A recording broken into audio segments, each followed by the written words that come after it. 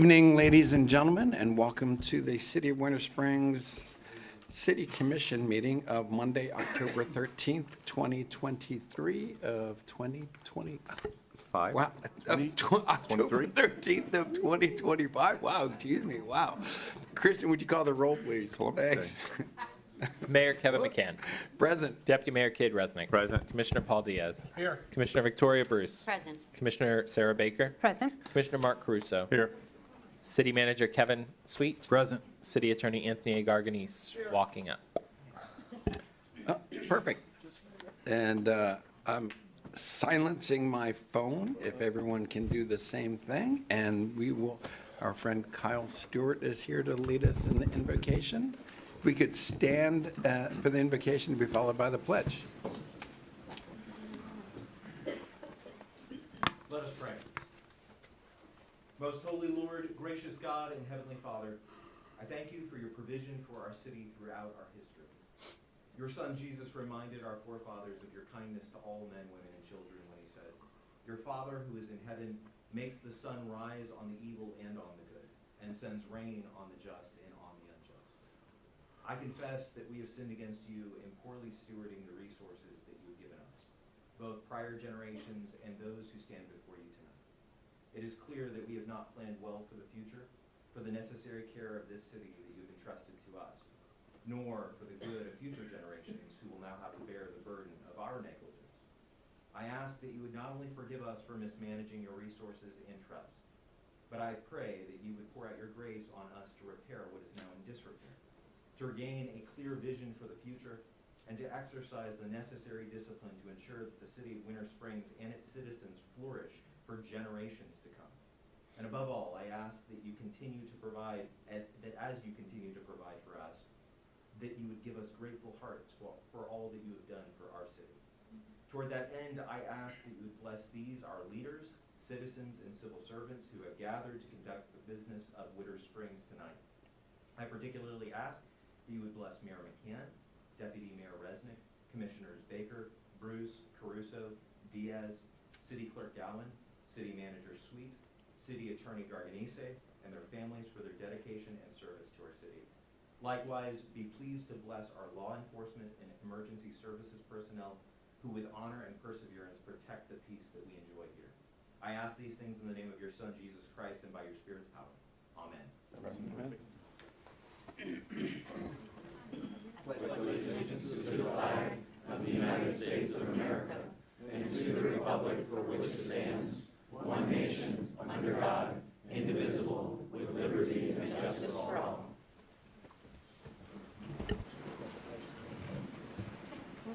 Oops. All right. All right. Are there any agenda changes? If you want under consent, I just make a request for 304 to be discussed, not pulled. Discussed, not pulled. Gotcha. And that's the holiday calendar. Great.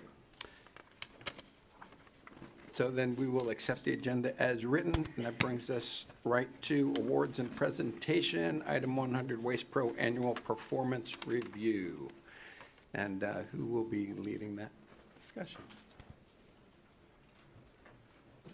We have representatives from Waste Pro. Hey. Yes, Mr. Mayor, Tim Dolan is joining us this I evening. didn't know if I was getting an introduction or not. Oh, yeah, sorry, I didn't see you in there. Anyway, earlier. Tim Dolan, 2101 West State Road 434, Longwood, Florida, VP of Governmental Affairs for Waste Pro. I'm here tonight to discuss the annual performance review. In respect for everybody's time, we could do a long PowerPoint. We could go through the thing page by page, but I think you all have kind of reviewed it. Very simply, there are some things on there that are well within our control to improve. We did come in with a 90.7. I'd like to see it a little bit higher than that. There are a few things that we can't control, but in essence, things like container placement, missed pickups, route consistency, things like that will all be addressed. So, and I'll kind of open it up if there's a question.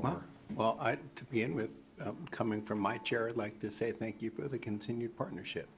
Having an approval rating of over 90% is, I think, shows the confidence that our residents have. I, for one, frankly, gotten to know the guys that come around, and we see them around, and we talk to them, and they're part of our community. So, guys and gals, excuse me.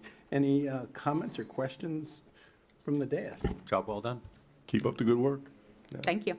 Okay, well, thank you all very much. Short and sweet is Short and that. sweet. Y'all have a Thank wonderful you, meeting. Thank you. Thanks for giving back as much as you do as well. I know there's a lot of other things that you do. Okay, well, then that brings us to public input, and I've got quite a stack here. So we have two different stacks here. One is, I believe, is just general things, and then the other one is specifically for item 400, which is the Wawa. The Wawa comments will be held because you'll have the opportunity to speak while we're talking about that. These are more general for residents that want to, or that are interested in addressing the commission on items other than the Wawa.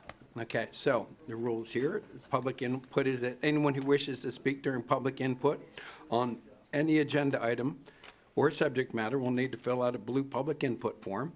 Individuals will limit their comments to 3 minutes, and representatives of groups or homeowners associations shall limit their comments to 5 minutes unless otherwise determined by the city commission. And please, as a reminder, it is a time for you to be heard on public record, but it is not an opportunity to create a new item for the agenda or to engage in back and forth and back and forth. You can state what your thoughts are, and then we may be able to get back in touch with you. If you put an email or phone number on here, then we can get back with you. Okay, so with that being said, first name I have is Jeffrey Cuddy.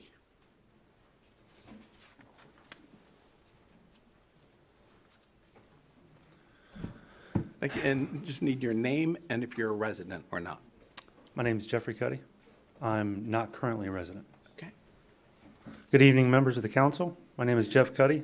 I'm 28 years old, a father of 2 young children, ages 4 and 5, and the owner of operator of Metal Mayhem Welding and Fabrication, LLC. I stand here tonight not as a tradesman, but as a parent, a provider who takes pride in doing things the right way with integrity, accountability, and hard work. Earlier this year, I was contacted by Mr. Robert Nealon, the owner of Sanford Electric and the soon-to-be open of Clubhouse Deli in Winter Springs. He reached out to me directly regarding a welding project at his deli, in which I had completed back in June to his satisfaction. Give me 1 second, sorry. To his satisfaction, and he was thrilled with the work. Shortly after finishing, he asked me to take on an urgent project in Moontime Condominium in New Smyrna Beach, a project involving the generator system that powers the emergency elevators in the event of a natural disaster. Upon arriving, I met with the maintenance man and the member that was on the board of directors to discuss the project, in which they both said they needed the project to be done yesterday. I took on the task of making modifications to the muffler, building a custom-to-fit shroud for the radiator, and building an exhaust pipe from scratch, in which I installed everything myself. This project was completed on June 1st, and in which June 1st without a single issue or callback. But after the work was done, it was one excuse after another until the communication stopped. My calls went unanswered, my messages and emails were ignored, then I was blocked on every platform. I sent invoices totaling to $8,500 on July 3rd, 2025. And to this day, I have yet to see a single dollar or have heard a single word. The money might not mean much to a large corporate, but to a small business owner with 1 part-time employee, $8,500 is survival. It's my family's livelihood, it's groceries, rent, materials, and the ability to keep the lights on. This isn't just about unpaid bills, it's about accountability and protection for small businesses. Because as I've tried to navigate through this situation, I've since learned that not only one, other hardworking tradesmen and businesses have been put through this same ordeal by the same individual. That promised payment, given praise for good work, and then left empty-handed. That's not just unethical. It's a pattern of exploitation, and it needs to stop. I'm here tonight to ask the council to look into the actions of Mr. Robert Nealon, to investigate his dealings with local businesses, and to consider policies of partnership that can protect small businesses like myself from being taken advantage of. whether that means reporting systems, mediation programs, or collaboration with local law enforcement or businesses licensing departments. Something just must be done. We need you to conclude. Our community, I hear your frustration. yeah, it's a lot that I've got to put in, but 3 minutes just isn't enough time. You can feel free to put that in writing. If you send that to the city commissioners, we will all see it Okay. in an email, okay? Or to the police chief that's behind you. Okay, I think, let me make sure that we have your email address. I do. Okay, I'll shoot you an email, and then that way you can send it back if you'd like it to be made part of the record, we can do that, okay? I know 3 minutes is tough, okay? And we hear your frustration. Gladys Sherpa.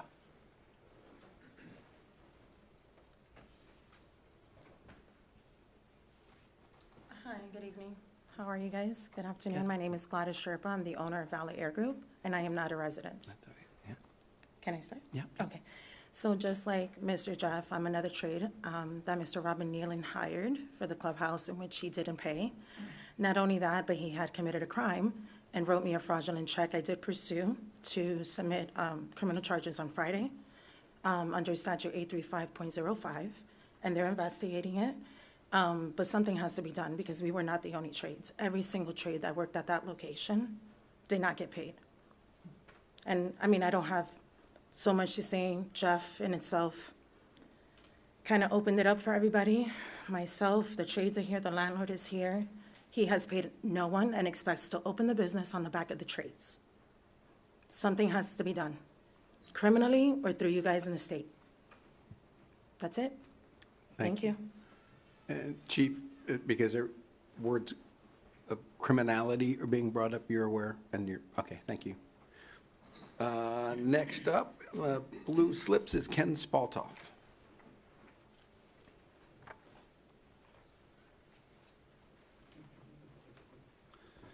Hi, Ken Spaltoff, 331 Wooded Vine Drive.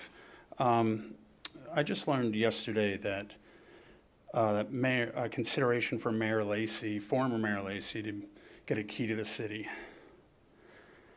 Wow, that just brought up so much issues. So it's shocking that someone would even put this on the agenda is offensive. I mean, a mayor that quits halfway through his term when the wastewater plant breaks down, the fish kill, THM's cancerous drinking water for over 3 years, did nothing about it until the state sent a certified letter. During his 10 years, no money was set aside, no increases whatsoever for wastewater plants, when in 2009 they said they would need replaced in 5 to 10 years. This is the most piss-poor planning by a mayor, by leadership I've ever seen. I mean, we're in this situation where our utilities are doubling, more than doubling in the end, because no planning was done. When we knew these expenses were coming fast, 5 to 10 years. Almost 10 years to the month is when the West Side plant went down, basically, and independent engineers, we spent, what, $6 million, $8 million just doing Band-Aid patches to get us to when we can get enough money up. So, and then after he resigned abruptly, he went on national television and trashed the city that you guys want to give him a key to, that someone put that on the agenda, and then went to other meetings throughout the county and trashed the city also. This is not a man that gets a key to the city. This is offensive that someone even put it on the agenda. I know he donated to several of your campaigns, so you're probably a little bit biased, understandably, but I mean, 37,000 plus residents drank cancerous THC-laced water for almost 3 years before the state said, you have to do something with a certified letter. And everybody's like, we didn't even know about this. Lacy kept that quiet. He kept it quiet until the state stepped in. And then we spent, what, $6 million on a Band-Aid. Well, actually not a Band-Aid for that, but to fix it finally and get the THM levels back into check.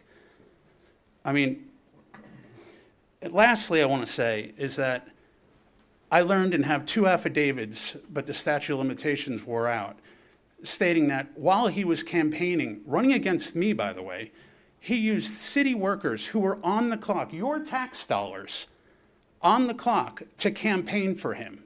That's criminal, it's against election violations, and it's criminal. This is the guy you want to give a key to the city to? It's absolutely, that's theft. I could go on and on and on. There's a lot more too, but you don't quit and get a key to the city. You don't trash the city on national television and get a key to the city. You don't, this is the worst leadership, hopefully, this city will ever see in history. You don't do that. Thank you. Thank you. Karen Meyer.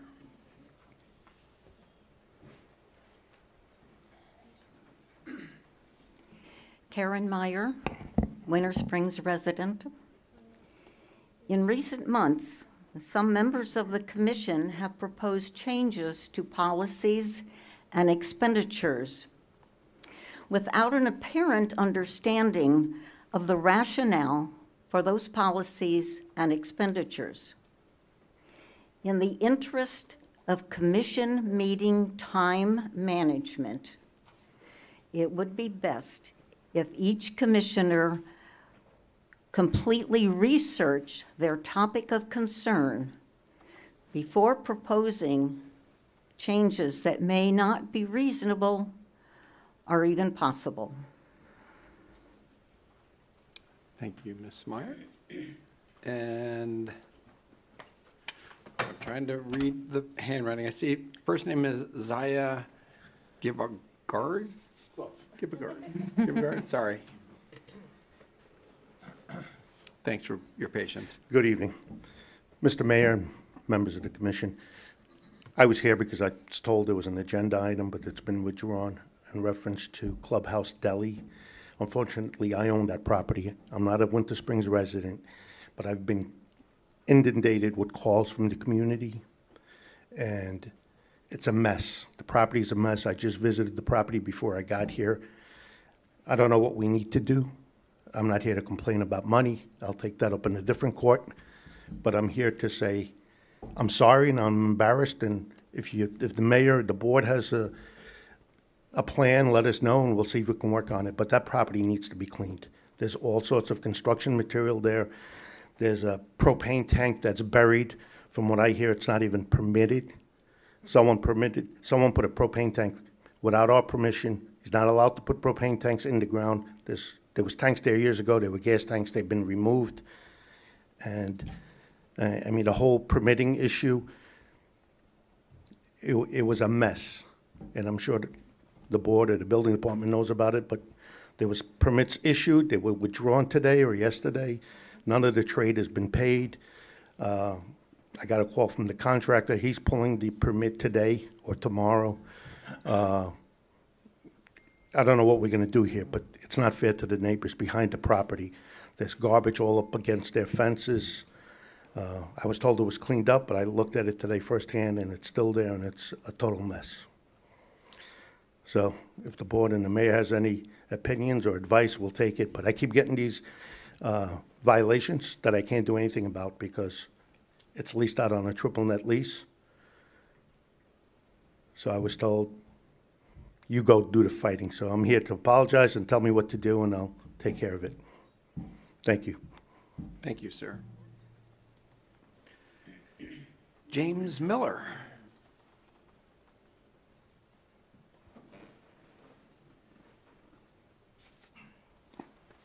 Good evening. My name is James Miller. I live in Geneva. I own Ohana Custom Builders and Ohana Plumbing and Mechanical, LLC. I'm a state-certified general contractor, state-certified mechanical contractor, state-certified plumbing contractor. About a month and a half ago, I was approached by Mr. Nealon to give him an estimate to do some work at the Clubhouse Deli, which we did. He signed a contract. There were very specific terms in the contract for how stuff was going to be done. On the walkthrough, I noticed that work had already commenced by Mr. Nealon's electricians. I explained to them that the work that was done was not permitted, and it was not code, and we would all have to redo it all. Mr. Nealon agreed, no problem. Oh, by the way, can you do gas work? I said, absolutely. Gave him a cost to do that. Oh, by the way, can you do a hood? And a hood, just, you know, is the big steel thing that hangs above a commercial kitchen. They are very regulated. Said, yes, we can. And I gave him costs to do that. He blew up after we had started work. No, I can't afford that. That's ridiculous. This is too much, too much, too much. We continued with the work we were doing because we were under contract. Our work passed inspection by the city inspector twice. Mr. Nealon was required, per our contract, to make a second progress payment. He refused to. We also found that Mr. Nealon hung the hood, unlicensed, unpermitted. Mr. Nealon did bury a 500-gallon propane tank. First, he told the city inspector that we did it, and I told the city inspector, no, we had nothing to do with it. We would have pulled a permit. We would have called for inspections. We would have done it with the correct materials, the correct fittings, and done it safely. He did not. He had his electricians do it. Then he came back and said, oh, Thermotane did it. Talked to Thermotane. They said, nope, we never pulled a permit. We never did the work. And we don't know where the tank came from. The problem, as I see it, is that Mr. Nealon is incapable of telling the truth, number one, but he's fully and wholly unqualified to be a general contractor. In fact, he's not licensed by the DBPR for anything, including electric. He hired a general contractor from Merritt Island. That general contractor signed some paperwork because he paid him to pull the permit, and he is acting as the GC. I realize you guys have your hands tied on what you can and can't do, but one thing you can do is if Mr. Nealon decides to continue with the work out there, you can require that a local general contractor be required to be on site, because this guy's never ever come to the site that I know of. And unless you want to park an inspector there 24/7 to watch the work that's going on, especially on weekends, you would have to have a third-party inspector at Mr. Nealon's cost come in and certify that the work's being done right, and not on Sundays. Thank you. Thank you. Okay. There's all of the pre-filled out blue forms. Would anyone, Ms. Schaefer?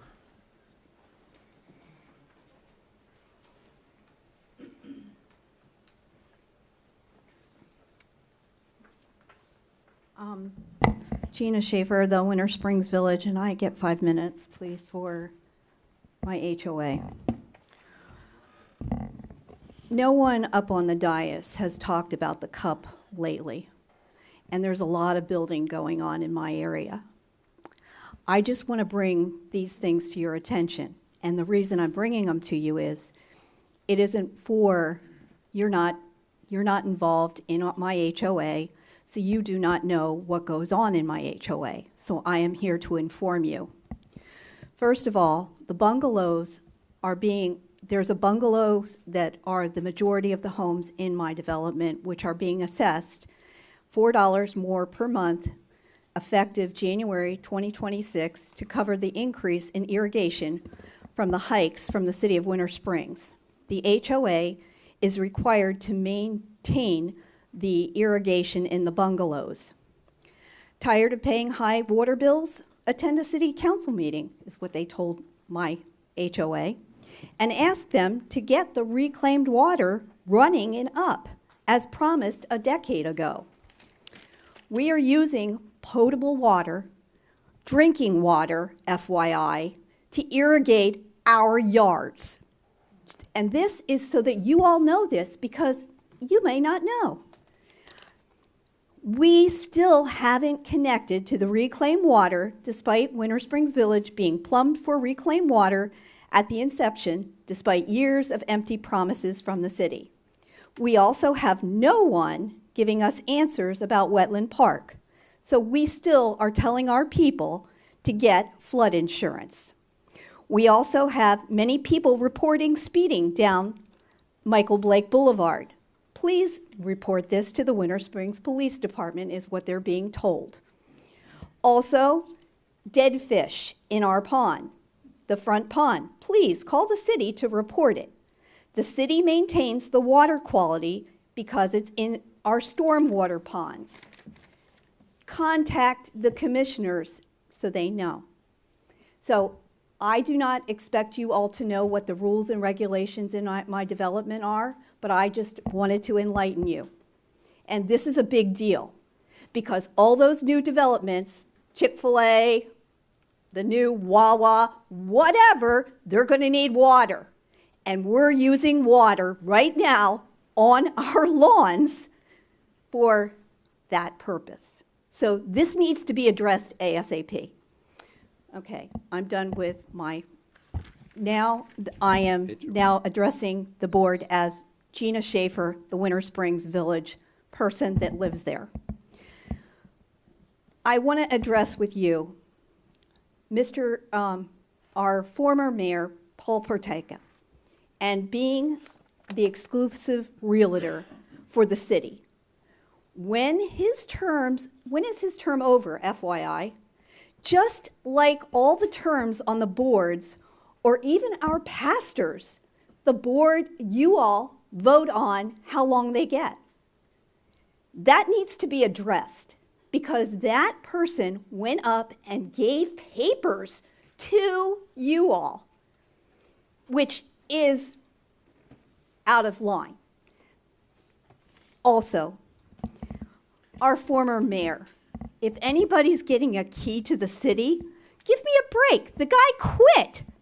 I was here. He talked crap about this city council. He talked it on the news. I haven't gone to the news and said stuff about you all. He did. And if he deserves a key to this city, then gee, where is it going? Down the toilet. Thank you. Thank you. Anyone else that would like to?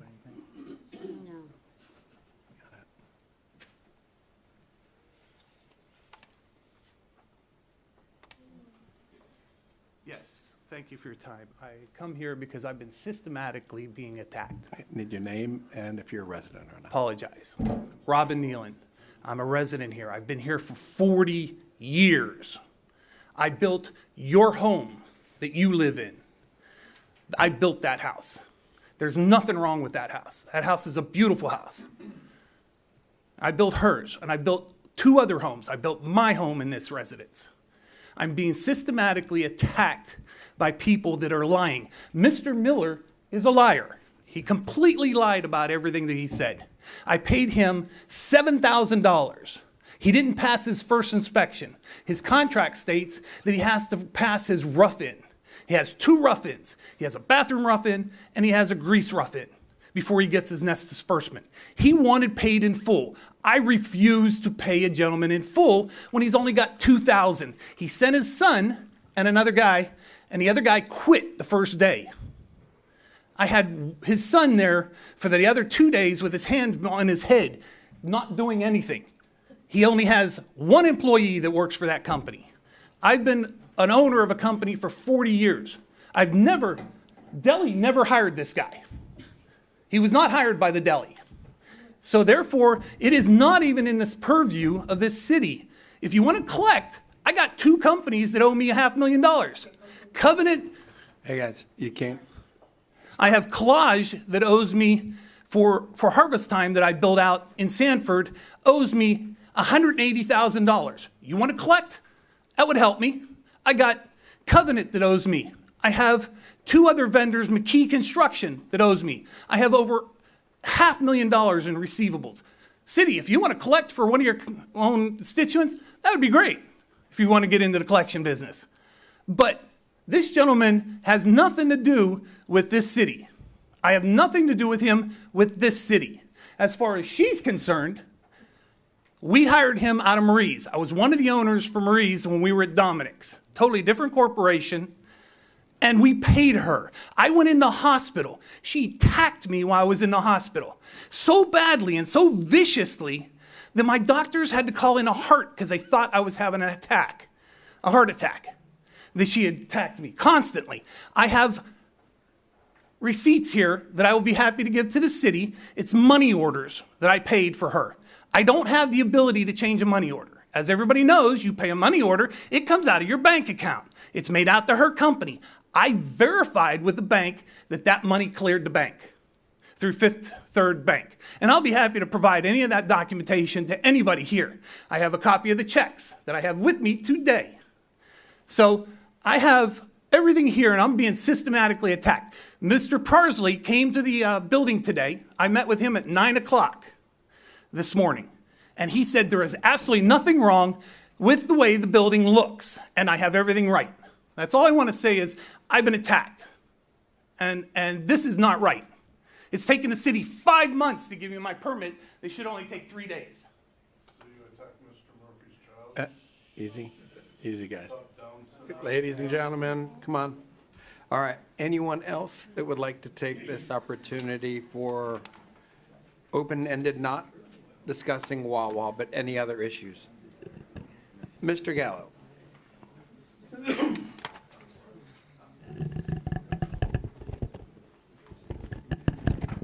Evening, Art Gallo, 199 Indiana Terrace, Winter Springs. Change of topic. Excuse me, Mr. Gallo. Yes, sir. Ladies and gentlemen, please. Change of topic. I would like to share a public input that I made at the 1 October CalNO meeting concerning a letter on stormwater that I sent to our state representatives. I shared this at CalNO because per the CalNO bylaws, this issue is of interest and concern to all of us, and CalNO is tasked with making recommendations to meet common challenges, stormwater removal and transportation in this case. The county and the cities here, I suspect, use the creeks and streams as a stormwater conveyance channel for stormwater removal. There's a problem with the current process and with who we assign accountability for creek maintenance and repair to property owners, municipalities, homeowners, and an HOA as an example, rather than treating the creeks as what they are actually used for, as a utility that is required for the safe removal and transportation of stormwater for the prevention of flooding. There is no coordinated survey planning to identify erosion or debris problems, for example. No coordinated planning for creek maintenance or for the setting of maintenance priorities or for the identification of funding to keep these stormwater conveyance channels open and free to transport stormwater. I'm also reminded that the maintenance and repair costs can be significant after a storm event and well beyond a homeowner's or an HOA's ability to pay. Even with NRCS's 25% cost share funding, these repair costs are still unaffordable by many. Seminole County has already recognized this by funding the 25% NRCS cost share for people within unincorporated parts of Seminole County. I believe that the state legislature and the federal government need to address this issue of being responsible but not accountable. They are the ones with the overall resources to fix this within our state at least. The water districts can do something about maintaining stormwater conveyance channels if properly tasked and funded. Our water district can and should be funded to coordinate the stormwater-related public safety issues. Unfortunately, as I state in the letter, which I will provide to you here, at times the state water quality and environmental requirements clash with public safety requirements. The result is the public safety issues being left uncorrected until after an incident occurs, if then.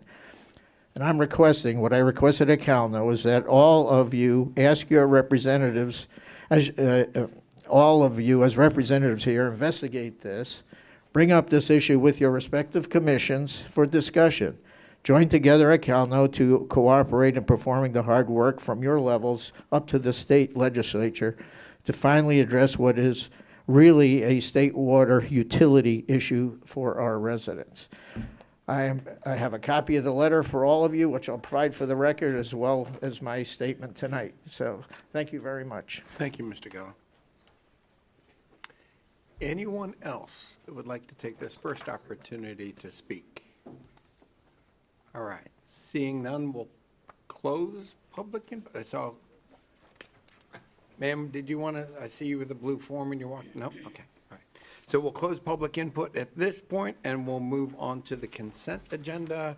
I know that item 304, the Deputy Mayor had asked that be Yes, just a little so discussion. just to triple check, Christian, I did check dates, but I want to make sure if we get all the way to September, because I know I put it in my calendar wrong last year, so that's on me.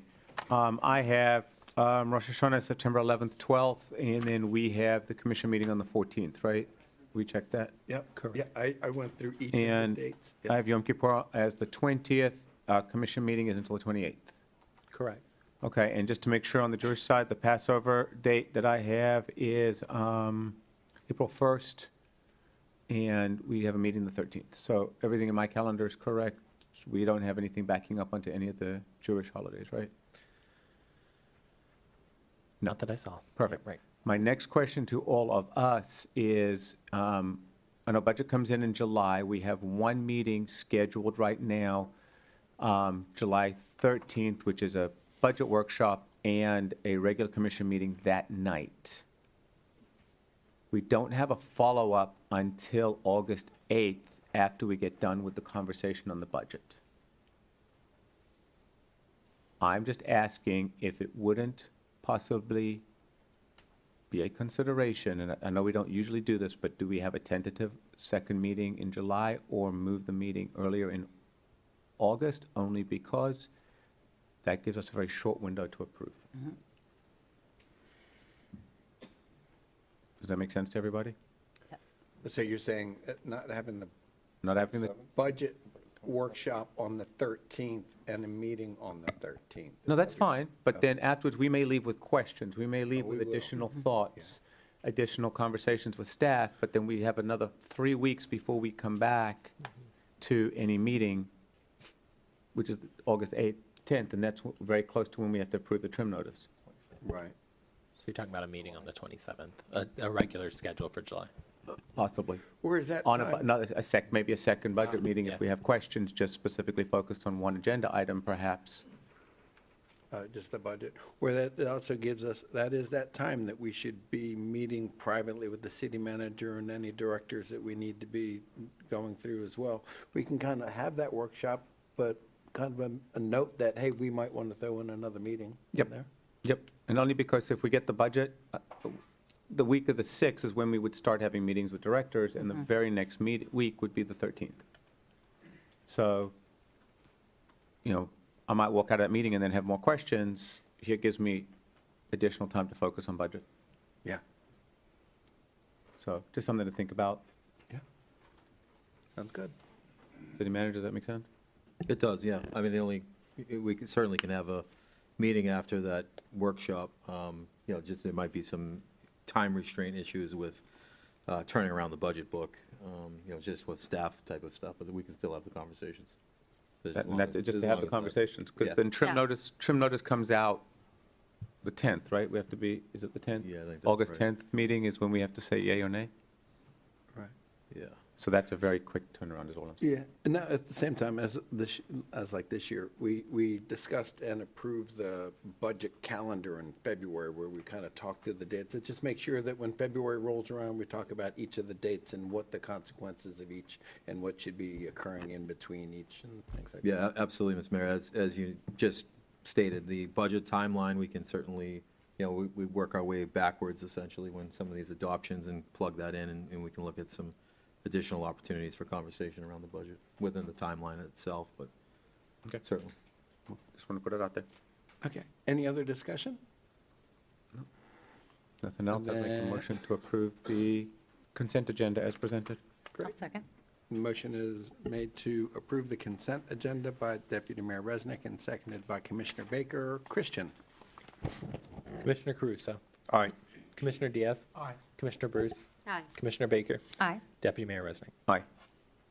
All right, well then, that passes unanimously and brings us right to item 400, the item of the evening, I think, and that is the Wawa Winter Springs Marketplace. Good evening, Ms. Roll. Good evening, Mr. Mayor, Deputy Mayor, Commissioners, City Manager, City Attorney, City Clerk. For the record, Tara Lynn Roll, Director of Community Development. Just want to advise you that while they're separate agenda items, items 401 and 400 are interrelated to the Wawa project. And as such, when it comes their time to speak, you may hear the applicant speak to both items in their presentation for item 400. With that, just wanted to introduce you to a team member in New Wall. Ms. Janelle Garnett is the project manager for the Wawa at Winter Springs Marketplace application, item 400. She will present the staff report. That will be followed by a presentation by the Wawa team. And after the public input, and should you have questions of them, we have Mr. Lee Shu, the city's professional engineer that reviewed the site plan presented before you, as well as Mr. David Hamstra with Pegasus Engineering, whose firm conducted the transportation traffic review as well as the utilities review. So with that, I will ask Ms. Garnett to come up and present the staff report for item 400. Hello, good evening. Let me make sure this is on first. Let me see. Okay. So, okay. So, as Terrell said, I'm Janelle Garnett, and I am the senior planner for the community development. And today we're here for Wawa at Winter Springs. It is located at the corner of State Road 434 and Tuscaloosa Road. The proposal is for the Wawa at Winter Springs Marketplace to include a convenience store with a gas canopy that contains 6 main pump stations with a cumulative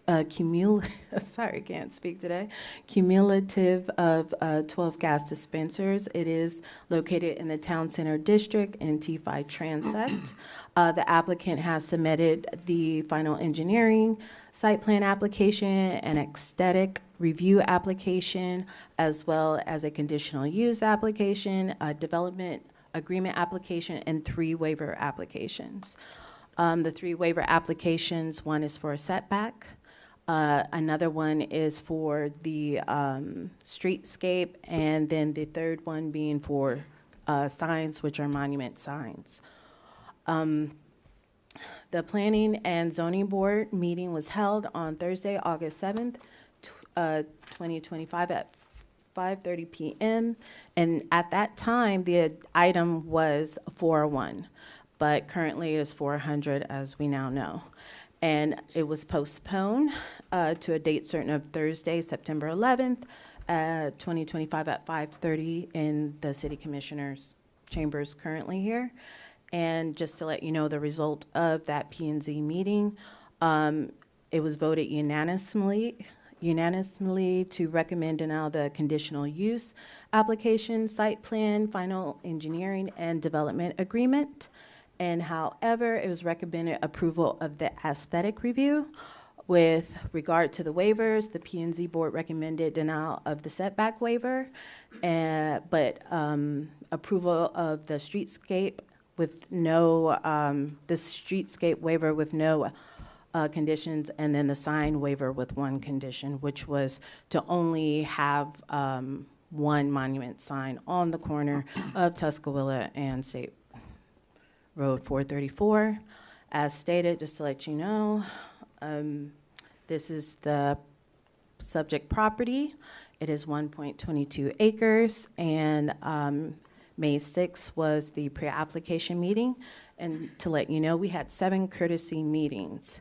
And when I say 7 courtesy meetings, 5 of those meetings were prior to the Planning and Zoning Board that was on the August 7th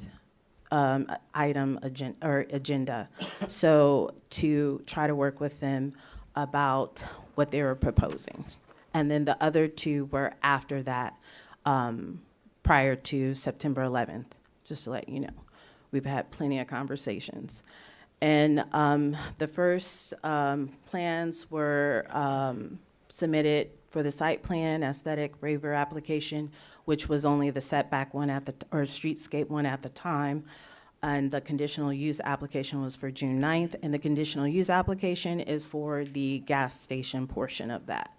Of course, the convenience store portion of the Wawa is outright allowed. Then we have July 18th, which was the additional waiver applications. Then we have the July 23rd, which was the development agreement application submitted. And on July 29th, we had the public notice and signage, and that was for the first P&Z and original city commission. But when it was rescheduled, we had to change the city commission date. And so that second round of public notices that were sent out for September were sent out August 16th, 2025. And the applicant is Corey Sittler from Kimley Horn Associates, Inc. So just some informational, general information in regards to setbacks, just to get a clear, concise idea of what that means. So a setback is the required minimum or maximum distance between a structure and a property line, such as the street, the front lot line, or side and rear property lines. So just letting you know, so these are the lot lines. The yellow would be, say, the proposed, and you have the principal building or structure in this case, and this would be the proposed yellow. Every zoning district has required setbacks.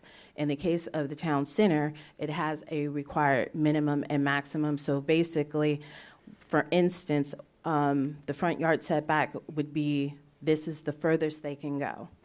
And the green line is the maximum that the building, would be the building could be located at, and the blue line is the minimum setback.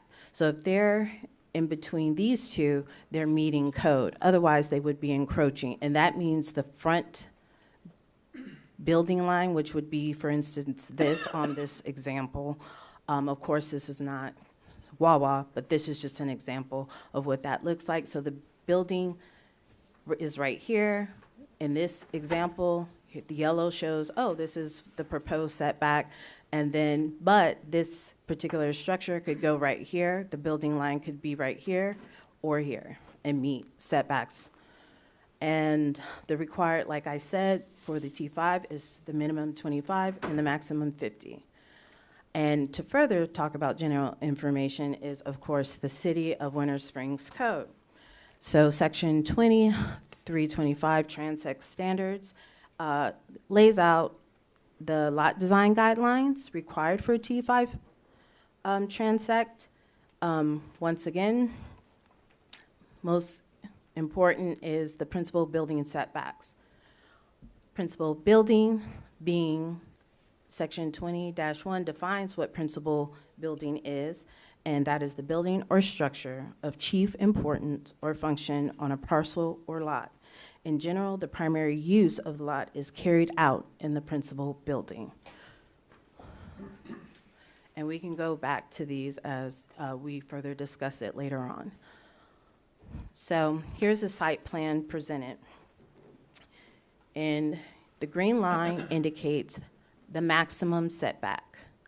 The blue line indicates the minimum. So the minimum, if the building was located here, is about 25 from the lot line, the front of Tuscaloosa, State Road 434 and Tuscaloosa. Mind you, this property has two frontages, State Road 434 and Tuscaloosa Road. So that means that this is the property line adjacent to State Road 434, and this is the property line adjacent to Tuscaloosa. So the blue line goes all the way around, showing 25 feet from the lot line. The green line is the 55 feet from the property line on State Road 434 and Tuscaloosa, and this is where the proposed building line is, from both State Road 434 and Tuscaloosa. And this is pretty much showing you what's required and what's the proposed, which is 182 from State Road 434 and 98 feet from Tuscaloosa Road. Here are the elevations for the front and the rear. And here are the elevations for the left and right, or the sides, essentially. And here are the elevations for the canopy, gas canopy. And just an additional analysis, this just shows what's in the Winter Springs Marketplace currently structures. This was shown as conceptual renderings of other places that the design was a little bit more consistent with Winter Springs structures, but essentially they did change the color and some of the material. So the color that is currently now for the exterior typically matches Winter Springs, which suffices. So at the P&Z meeting held on Thursday, August 7th, as I had stated, the board requested that the applicant, give me 1 second, requested that the applicant consider the following items staff previously identified as deficient. So, and they had to make corresponding changes to the application for the P&Z meeting that was held on September 11th of 2025. So let's briefly go over these items. So the first one being the convenience store placement is required to be oriented close to East State Road 434 and Tuscaloosa Road. And the applicant response is as follows in yellow. So it's saying the site layout of the project is crucial for the success of the development, is necessary for the operations of Wawa. Additionally, they felt that the canopy provides the street wall for the code is intending for it to be set back 62 from the property boundary and is a larger footprint than the principal building.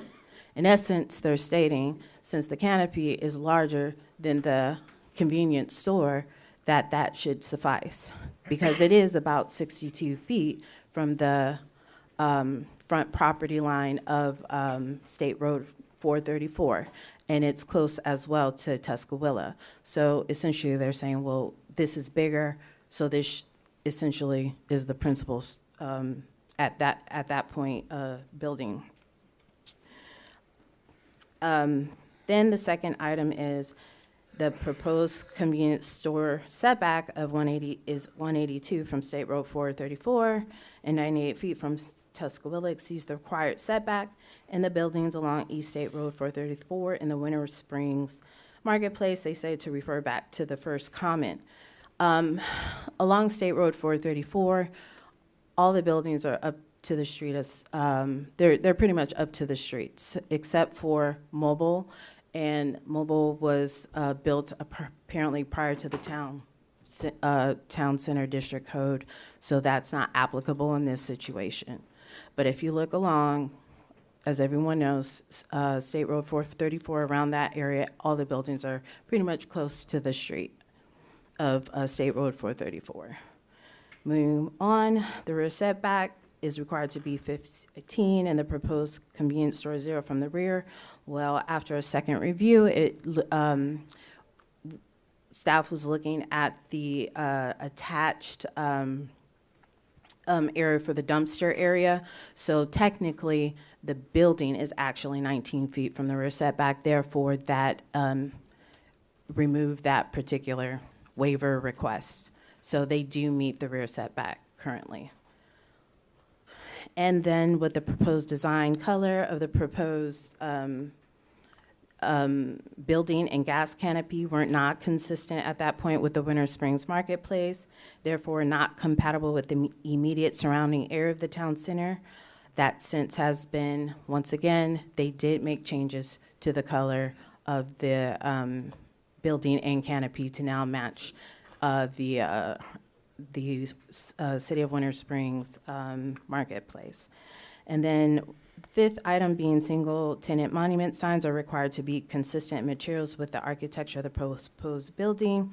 Their response, the current signage was designed consistent with the other signage within the marketplace, and with the revisions to the colors and materials for the building, the signage will now match the building facade, which is true, because since they changed the colors of the primary building and gas canopy, now the signs that they're proposing, the monument signs do match and meet that requirement. And In regards to the traffic impact analysis, at the time on August 7th, it was not completed, but now it since has been completed.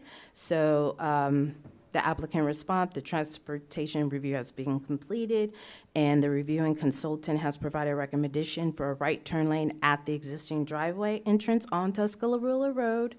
But site constraints were discussed, and with staff, including impacts to existing Duke infrastructure and encroachments into an existing Duke easement that prevent the right turn lane from being feasible. So as an alternative, they propose a northern curb radius into the property increase to allow for an easier turning movements for incoming traffic. So that also now is suffices and meets the standards. So with the seventh thing, there's no hardship present on the subject site to meet all the relevant standards for the town center. But the applicant responds, we feel that the proposed use is a complementary use for the overall marketplace and will complete a one-stop shop development for the community to utilize. Accommodations for pedestrian traffic have been made to the extent practicable given the necessary layout of the project. And the eighth being, it is not consistent with the use of a corner store or neighborhood convenience store to have the building placed 182 feet behind the corner. And the applicant response is, we believe the intent of the code reference was specific to the parcel being located at an intersection rather than specific to the principal building location. So that was their response to that. So after staff analyzed their responses, we came to the conclusion that 1, 2, 7, and 8 remain unaddressed. And why, you might ask? Because the convenience store is to remain as originally proposed. And staff confirmed there are no hardships to reconfigure the site layout to meet town center standards, and presented our findings with a visual exhibit to the applicant on June 23rd, 2025. And that is staff, including engineering. So we presented a different visual layout exhibit, like that included the gas tanks, where the building can go, since it is a smaller footprint, and the gas canopy, and just showing how it could mitigate the traffic that is going to ensue because there's a Wawa there. And as stated before, what principal building means is laid out in section 20-1. And in response to that, I like to say, by the applicant's own admission, the principal building on the site is the convenience store building and not the gas canopy. And that was written in response 1. And as I stated, the proposed convenience store rear setback has been addressed, and along with the color material proposed for the building gas canopy addressing 4 and 5. So those issues are no longer, I guess they've been, their response and their changes have now made that more compliant, and it suffices. But 1, 2, 7, and 8 still remain unaddressed. So staff analysis goes over goal 2, which is the town center of the comprehensive plan. And it highlights the neo-traditional urban environment designed on a pedestrian scale and with a pedestrian orientation. Then objective 2.2 goes into what that means for neo-traditional. And yeah, policy 2.2.1 that goes into the characteristics of neo-traditional.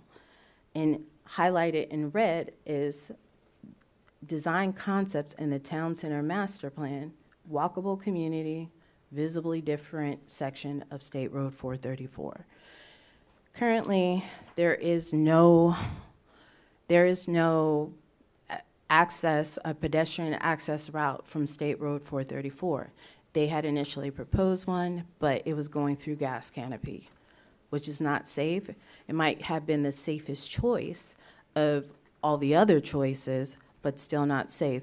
But they do have a, I'm gonna go back really fast just to show you. They do have a pedestrian access proposed from Tuscaloosa, right here. in yellow, and then I also forgot to highlight, these are the proposed monument signs in this area as well. And there is a sign, existing sign, monument sign right here, already there. So just to let you know, if these are approved, it's 6 ground monument signs in the Winter Springs Marketplace. Ground monument signs. So with that said, and that information relayed to everyone, this is the staff recommendation. So it's split up into 2 parts. In the event that you approve or deny. So the staff recommendation action is for the City Commission to deny the conditional use, the site plan application, and the development agreement, as it does not meet the fundamental and urban design concepts in corner store or neighborhood convenience store with gas pumps, with the applicant continuing with the originally proposed location of the convenience store and gas canopy. The development plan does not meet Goal 2, Town Center of the Comprehensive Plan. With regard to waivers, staff recommends denial of the setbacks, but approval of the streetscape waiver with no conditions, and the signs waivers with the following condition: that only 1 ground monument sign be located at the intersection of State Road 434 and Tuscaloosa Road shall be approved. And staff is recommending approval of the aesthetic review with no with no conditions. And just a little caveat, approval of this current item is contingent upon the approval of item 401, which is the modifications with the parking and Roberts Family Lane. So that is one idea or our recommendation. So this is the proposed conditions. In the event, the City Commission recommends approval of the conditional use application, site plan application, development agreement application, and setback waiver application. Staff recommends the following conditions of approval. Approval of the site plan, final engineer plan is contingent upon and not effective until the related additional parking project site plan final engineer application is approved. Prior to the issuance of a site work permit and start of construction, an approved maintenance of traffic permit is required. With regard to waivers, staff recommends approval of the streetscape with no conditions and the sign waiver subject to the following condition. Once again, only 1 ground monument sign to be located at the intersection of State Road 434 and Tuscaloosa Road shall be approved. And continuing to, staff is recommending approval of the aesthetic review with no conditions. And once again, if this is the proposed condition of what you approve, it's with the caveat that this item, once again, is contingent upon the approval of item 401, which is the modification for the parking. So that completes staff presentation, and as Tara Lynn stated, Wawa has prepared their own presentation that they would like to speak towards, so you have the floor. Well, 1 second before you walk away. Would the commission, would you rather ask questions of the staff first, or before we move on to the applicant, or let them go first? Any? I don't have any questions. I only have statements, so Okay. that's fine. So we'll go to Wawa. Thanks.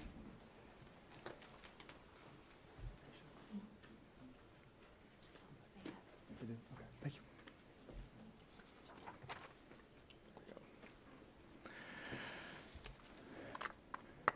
Good evening. Ryan Stahl, Equinox Development, 630 South Maitland Avenue, Maitland, Florida. She's right. There have been many meetings with staff, and I'm going to actually start by complimenting staff because this was not an easy one. It's not an easy one because of the development basically being, it's not typical for the last parcel of a development to be the corner parcel. So we've always tried to work very hard to figure out what the best option was here. And compliments to staff and compliments to Wawa too as well for kind of trying to think outside the box. This was, like I said, not an easy one, but I'd like to present a couple additional items.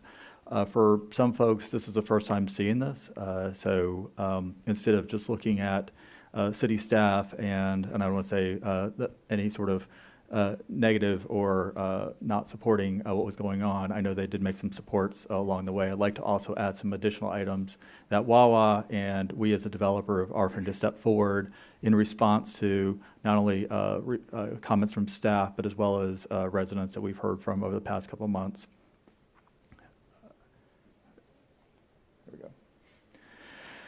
I'm going to rattle through these pretty quick. There's a couple exhibits behind, but for the most part, I'd like to say that the process of everything that you see was a result of the community meetings. We were required to have a community meeting, and obviously social media likes to take on some opinions as well. But with that, these items that have been incorporated have been a result of that. The first community meeting that we had, probably I would say about a dozen people showed up. I will actually compliment the city of having that process. That is something that's very, very valuable. It's a one-on-one. You're able to talk to anybody, both for and against the project, answer some questions. And while we didn't necessarily feel everybody walked away in support of it, I do feel like at least everybody had their questions answered. So I commend you guys and strongly recommend that as a continuing process. The next public meeting we went to was planning and zoning. And as she stated, it was actually a first and then held off and then a follow-up meeting. I would say just as the presenter of that meeting, there was a little bit of frustration from our perspective because ultimately, and nobody spoke against it. Actually, one member spoke for it, and we still received a 0-5 denial.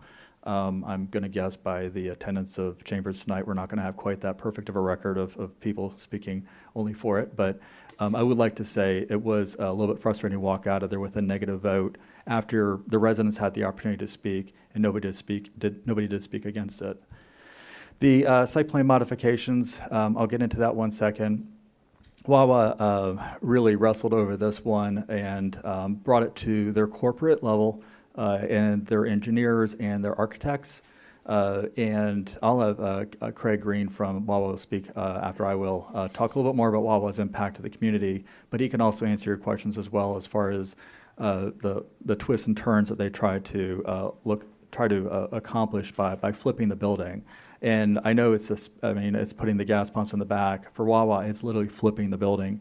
And not only does it cause huge operation concerns, but their main reason for not wanting to go forward, and the main reason they don't do it elsewhere in the country is for safety concerns.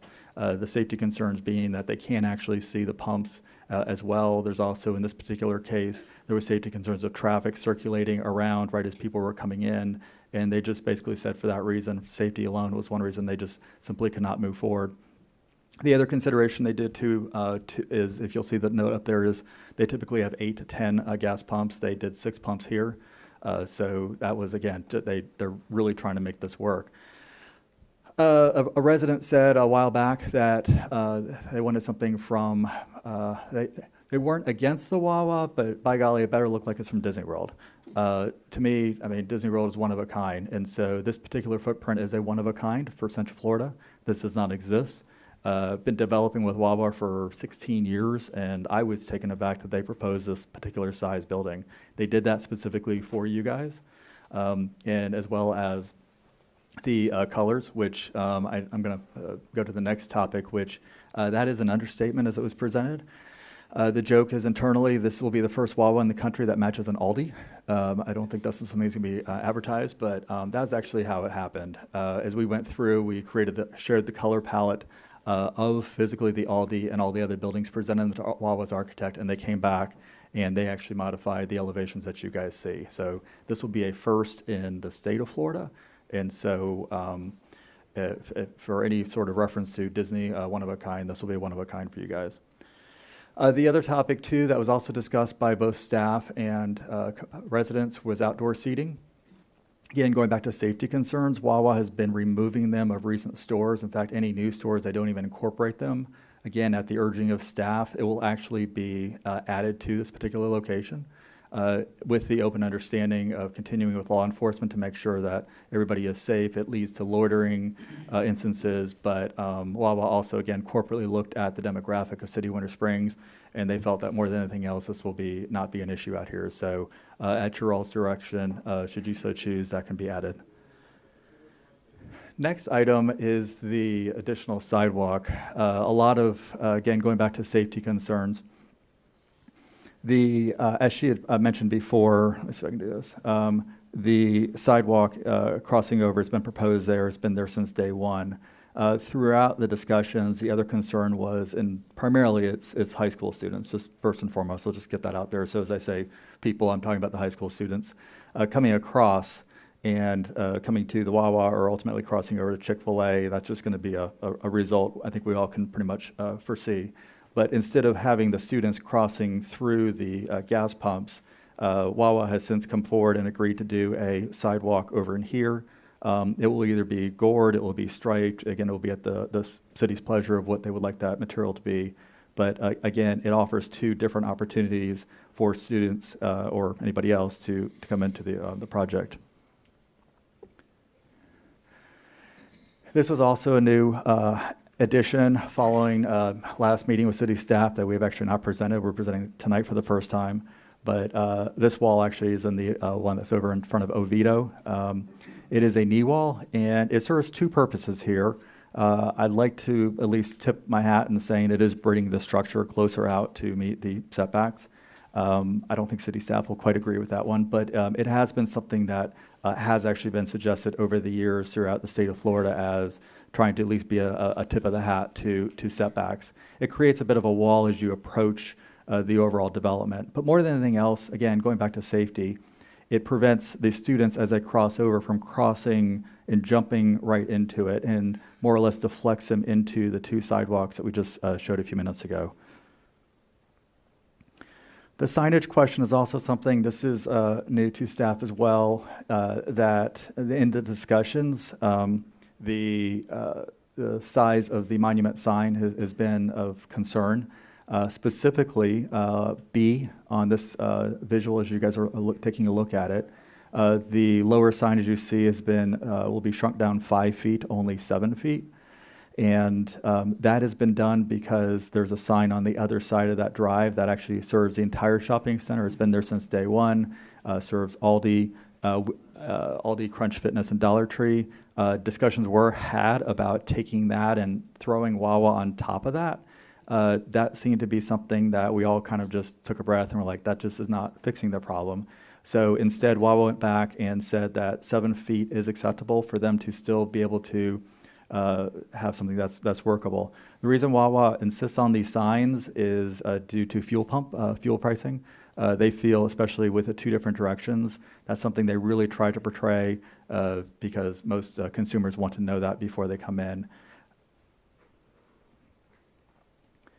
Another offering to the city and the residents, and this is also due in response to questions, is the addition of electric charging stations. Throughout the process of site planning, as many of you know, Wawa will actually incorporate Tesla charging stations.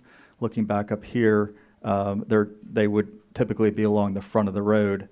Two things happen with that. First of all, it really ate into customer parking, and Wawa has what's called A, B, and C parking, and it really impacted the A and the B. So ultimately, if you want to come in and you did not have an electric car, you were forced to park further away. Secondly, and probably equally as important to city staff, was having a row of Tesla charging stations backing up to the front of Tuscola was probably not necessarily the look that, the fact there was a gasp when we first mentioned it. So we quickly retreated and said, let's figure out a different option.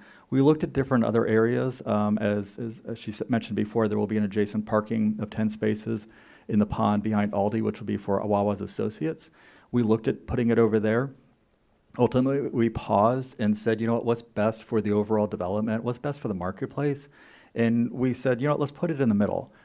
In that way, it's, again, going back to the concept of providing a cohesive development. So at this point, if you have an electric car, you can park there, you can walk to Aldi, you can walk to Chipotle, you can walk to Wawa, and it's available for everybody.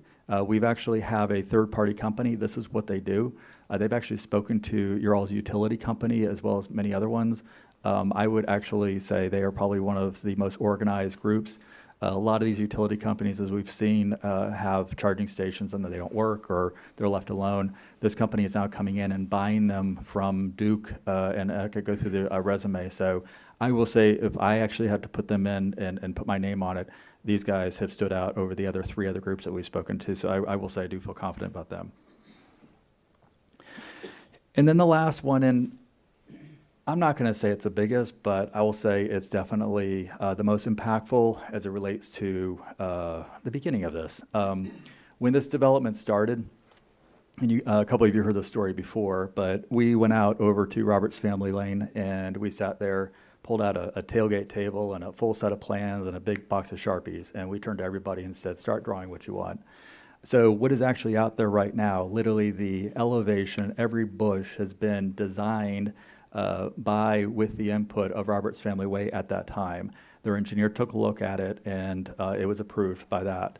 The engineer, again, nobody realizes when an engineer draws something, then you go start using it, whether or not it's going to work. In this particular case, the whole reason the existing pork chop was installed was try to prohibit people from crossing over and going and cutting through Roberts Family Way to ultimately capture the signal. Met with Lou and a couple other board members out there and with Commissioner Caruso, and we sat there for about 45 minutes. And during that time, I would say probably 10 cars literally right in front of us just cut backwards going the wrong way. And so you don't need to convince me to realize that there needs to be a bigger problem. Perfect opportunity, perfect place, pulled the Sharpies out again, and we started drawing. And what you see is residents and a developer drawing something. We went back, we handed it to Corey, our engineer, who checked in with the city engineering staff, and everybody's like, yeah, we can make this work. So that is approved by, I'll say, residents of Roberts Family Way, because we really do feel like along the way, I mean, they have been a big part of it, and that pork chop that's been cut in there has simply been too tight. So hopefully this will fix the situation and deflects future cars who are exiting to cut through the neighborhood.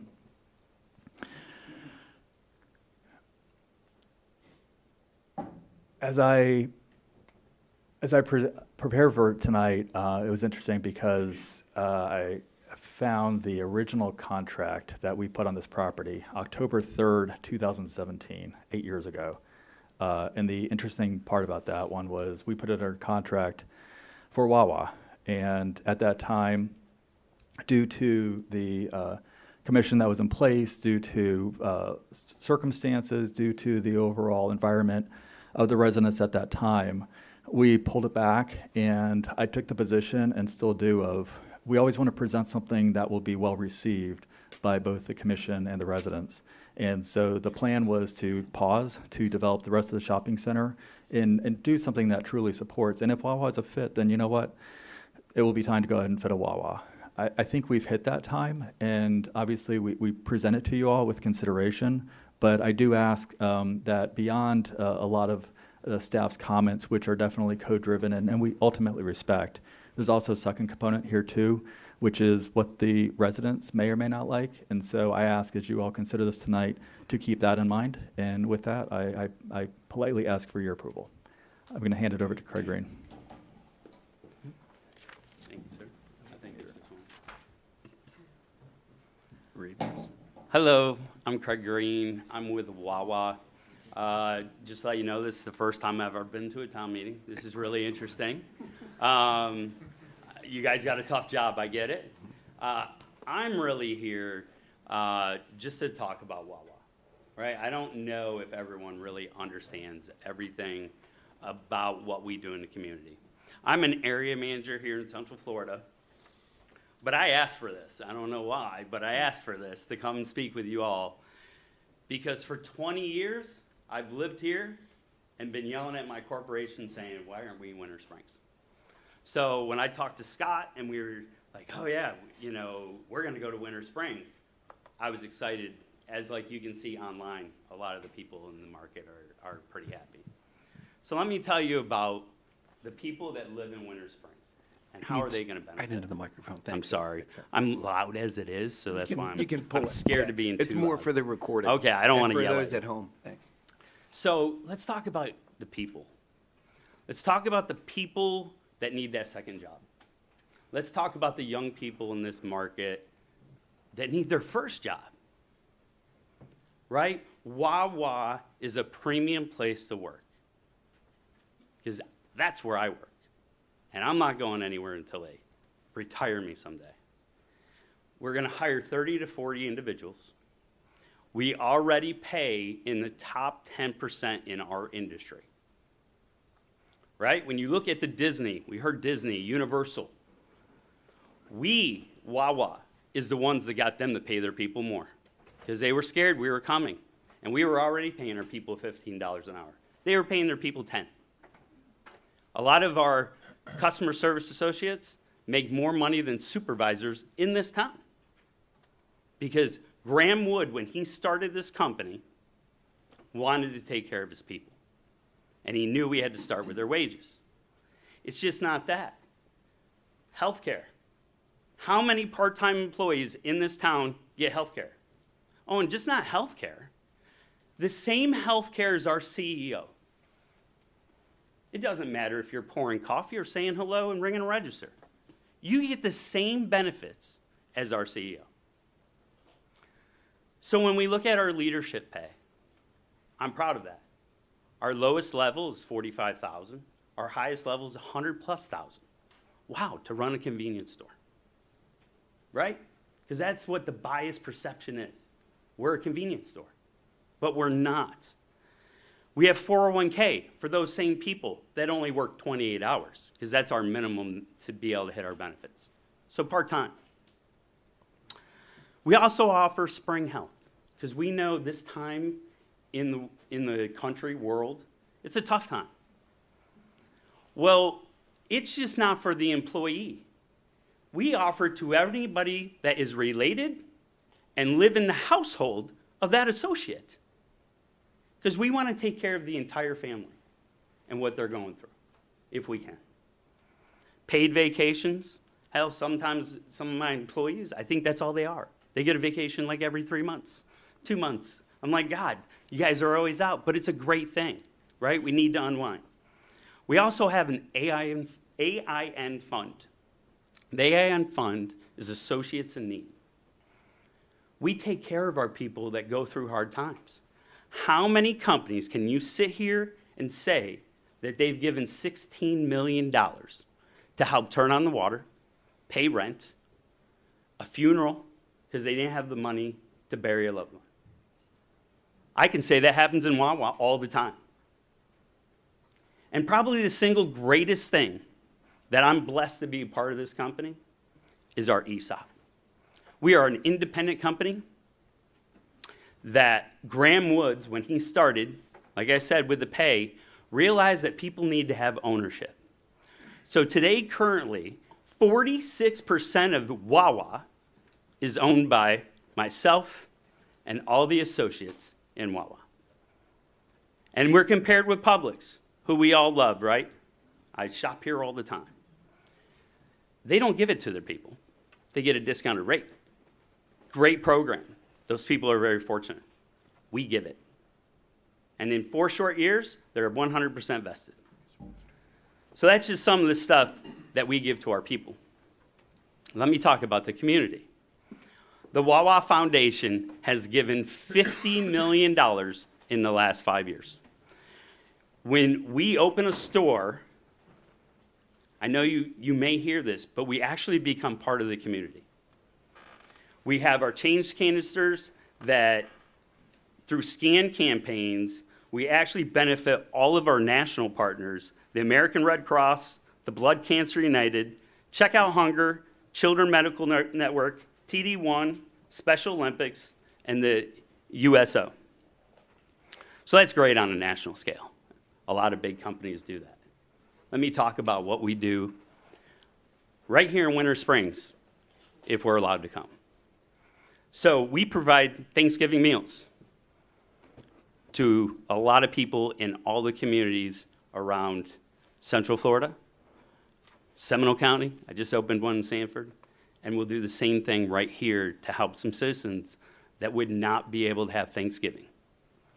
We also have a big program through Wawa where we adopt families throughout our communities, just to make sure that everybody has a good Christmas holiday, no matter how much money they have.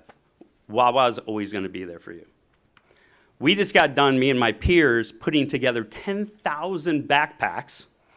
Took us an entire day at our cross dock in Orlando for underprivileged children that want to have backpacks or school supplies. We're not normal. We actually do what we say we're going to do. Every store, I don't know if you ever see a little sign on the door, every store will be in connection with a 503c business here in your community. It may be a church or somewhere else. 3 times a week, we donate food to that. In excess of, again, like $25 million just in the last 2 years of food that we've given to the communities that we actually go in. How many other businesses you have doing it today? Right? What's really interesting, we don't have a store here. Right? Well, we did participate in your Central Winds Music Festival. And then we got together with Winter Springs Police Department. We knew a lot of them from Oviedo and stuff. And they had a youth outlet look program. And they needed food. And we just donated a whole bunch of hoagies to the Winter Springs Police Department. We're not even here. Can you imagine when we get here? We'll have banners all over your football field. Because that's what we do. First responders. We are the biggest supporter of first responders. Even the governor, we have, when there's a major disaster, we are here because we are the last to close and the first to open, if we even close. Why? Because we need to be here for the police officers. We need to be here for the community. Where are people going to go if they don't have power? Where are they going to get food? We have generators that are brought in every community we have as soon as if we run out of power to better serve the community. So that was a pretty sharp building. I haven't seen that until today. That is pretty impressive. I just hope your consideration. You know, I do see a lot of stuff online. We have a lot of support. I'm extremely proud of that. I will be here. If you have any questions I may be able to answer, I'll do the best I can. But thank you for your time and thank you for your consideration. Great. Wawa complete? Okay. Then before, and the city clerk reminded me, and just as a technicality, I'm going to just read something because public hearings agenda pursuant to Florida statutes 286.0115, if the mayor or any city commissioner receives and or sends ex parte communications regarding any application filed with the city, the mayor and or any city commissioner must publicly disclose such communications before or during the hearing at which a vote is taken on this quasi-judicial matter, so that the persons who have opinions contrary to those expressed in the ex parte communications are given a reasonable opportunity to refute or respond to the communications. So in other words, please, before you vote, make clear whether or not you've had communications with this applicant. Christian, Okay? do you want us to share it now before public input or after public input? To do it now. Yeah, we want to do it now. That would be preferable. On my side, I've had significant conversations with Mr. Stahl over there, I don't know how many years back, but on this project. And then one of the gentlemen from Wawa, we met the staff. I guess to be clear, since the application's been filed. Yeah, yeah, Okay. All right, but cool. we've met, and then with staff as well. Okay. I've had a conversation with Ryan regarding one thing on the property. Yeah. Yeah, Robert watching Plain. the traffic. Yes. Okay. I guess as we move right to left, several months ago, and I'll be honest with you, I don't know, we had a very brief phone conversation, myself and Ryan Stahl, but that has been several months, I believe, and it's, to be honest with you, I don't know if the application had been filed or not. Years ago, he and I had some conversations about it, back when the things, but this is going back years and years. I did not know at the time that Wawa was actually interested. I think we were talking generally, before I was in office, about the entire project. But moving on. Any other? Yes, sir. And I did have conversations with. Oh, if you'll pull your microphone down. I did have conversations with Mr. Stahl about the Tesla superchargers, and although I'm disappointed that we're not seeing Tesla superchargers, I see that we did move the ball downfield a little bit with chargers to Winter Springs, which was something that was very important to me during the campaign and still is. Okay, thanks. All right, so then the first button that was hit was Commissioner Baker. Okay. From what I'm understanding from the community and anybody that I've spoken to about this is there's an overwhelming amount of people that do want Wawa here. I took a recent trip up to Cincinnati when they were opening a Wawa there about a month ago, and you couldn't turn on the radio or talk to another human without hearing about Wawa coming. However, that being stated, gas was not what they were talking about. It was the convenience store. It was the food offerings. And if anybody in Central Florida doesn't know that Wawa has gas, I think they're living under a rock. So that's going to bring me to my concern on code. So I think all of us heard what staff is saying. The convenience store is what we already altered our code in the city to allow. And asking you to change the layout is really something that I think if we approve this with staff's recommendation to deny, it's setting us up for failure in the future of other places that also will want to change their things. And as an example, I believe Lake Mary has an untraditional layout, so does Castleberry. I think theirs is behind the building possibly. No? Okay, so I know I've been to several that do have the gas behind. But this also, one of the things that they brought up the signage. I know that it was talked about with the signage going on the parking lot sign as well. I don't see that as a huge problem. I do think color in Winter Springs is a little bit of a hang-up issue for us. I don't particularly agree with it. As a brand marketer myself, I think it's important for businesses to look like the business that they operate, although I don't know how many people actually know what color your buildings are supposed to be. So as long as you're not changing your logo, I think whatever you guys decide is fine. But let's see, it was mentioned that you felt you needed 2 signs because of the 2 directions. However, there's only one direction you can actually pull into that parking lot. So I think that's a moot point and something that we should follow staff recommendation on. And then I think that is about it on what I had to say, but I do think that reconsideration of the location for setback in the building needs to be heavily considered, and I would be open to bringing this discussion back versus just denying it. Okay. Commissioner Caruso. Okay. Sir, is it Craig? Correct. Craig. Please don't hire city staff if this goes through. You pay very well. We don't want to lose any more city staff. No, I'm kidding.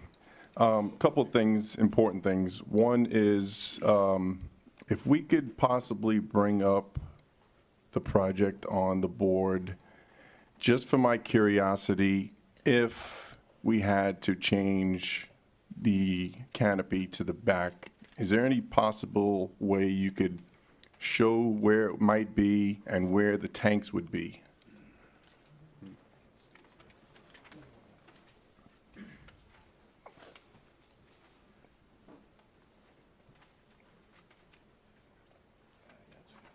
Can we blow that up a little bit bigger? Is it possible?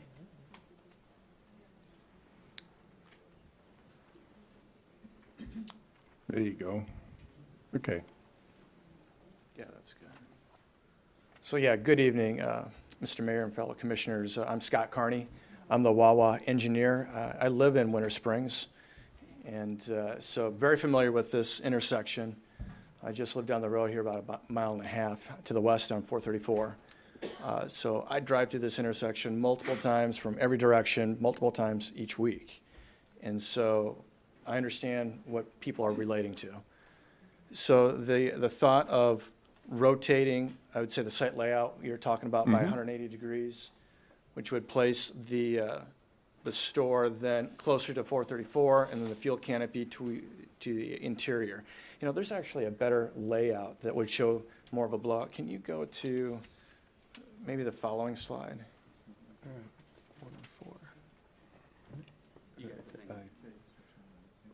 Or was that the? They got it zoomed out.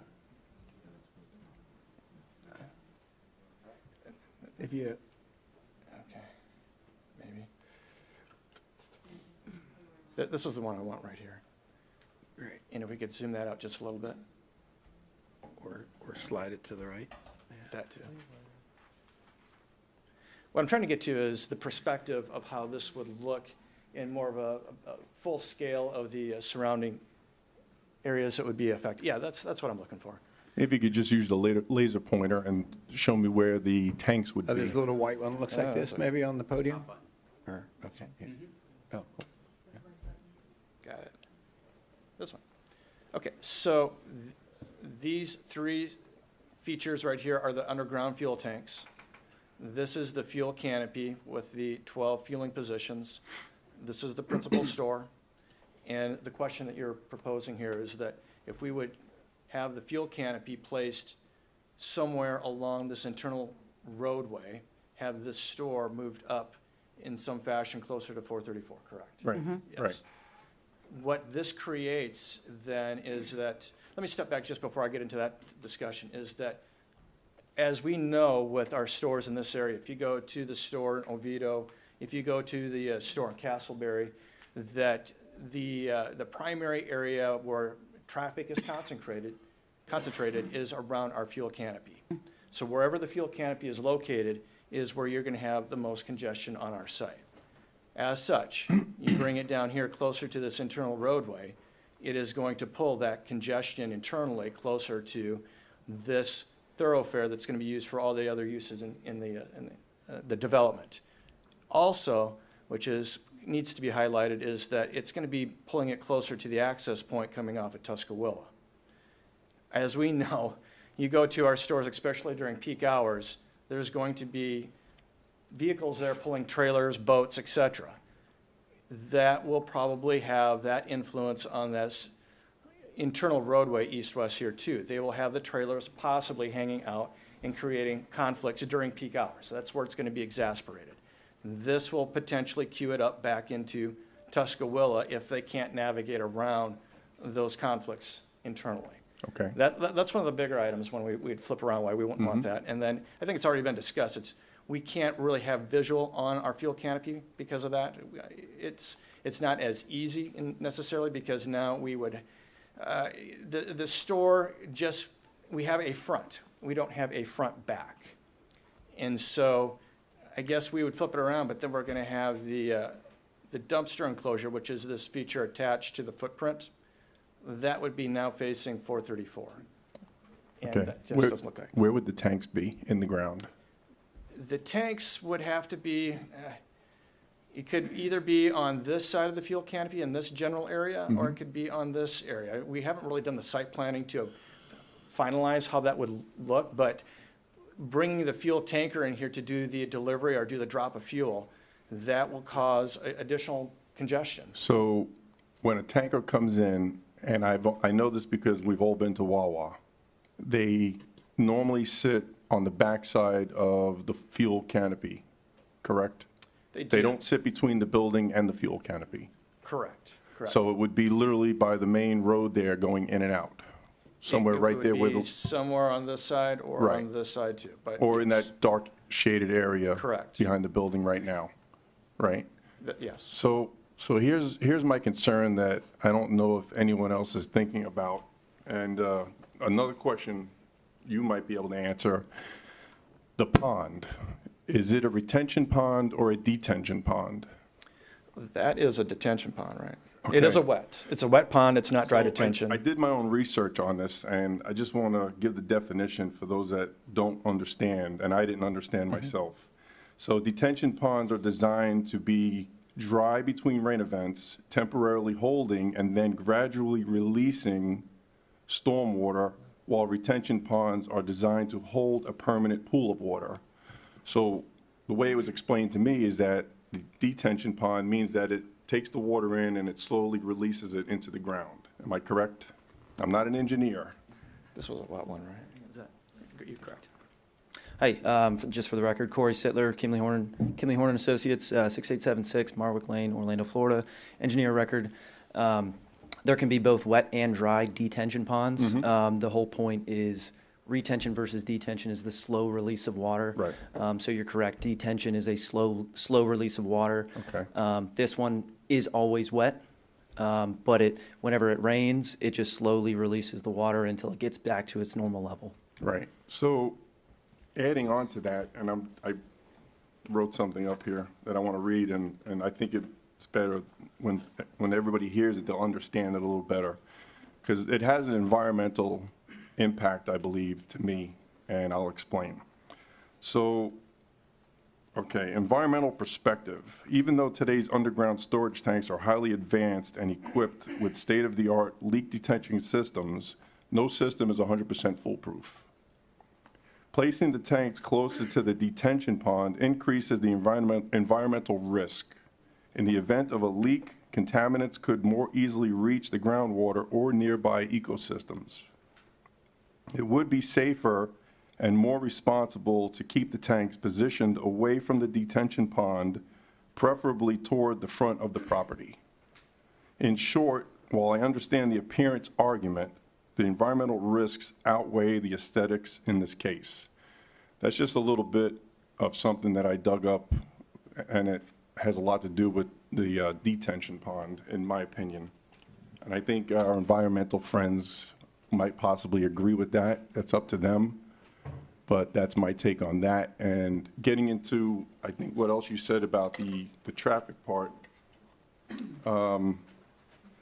One of the things I wrote here, okay, traffic concerns. I completely understand the frustration. None of us want to add more congestion to 434 or Tuscaloosa.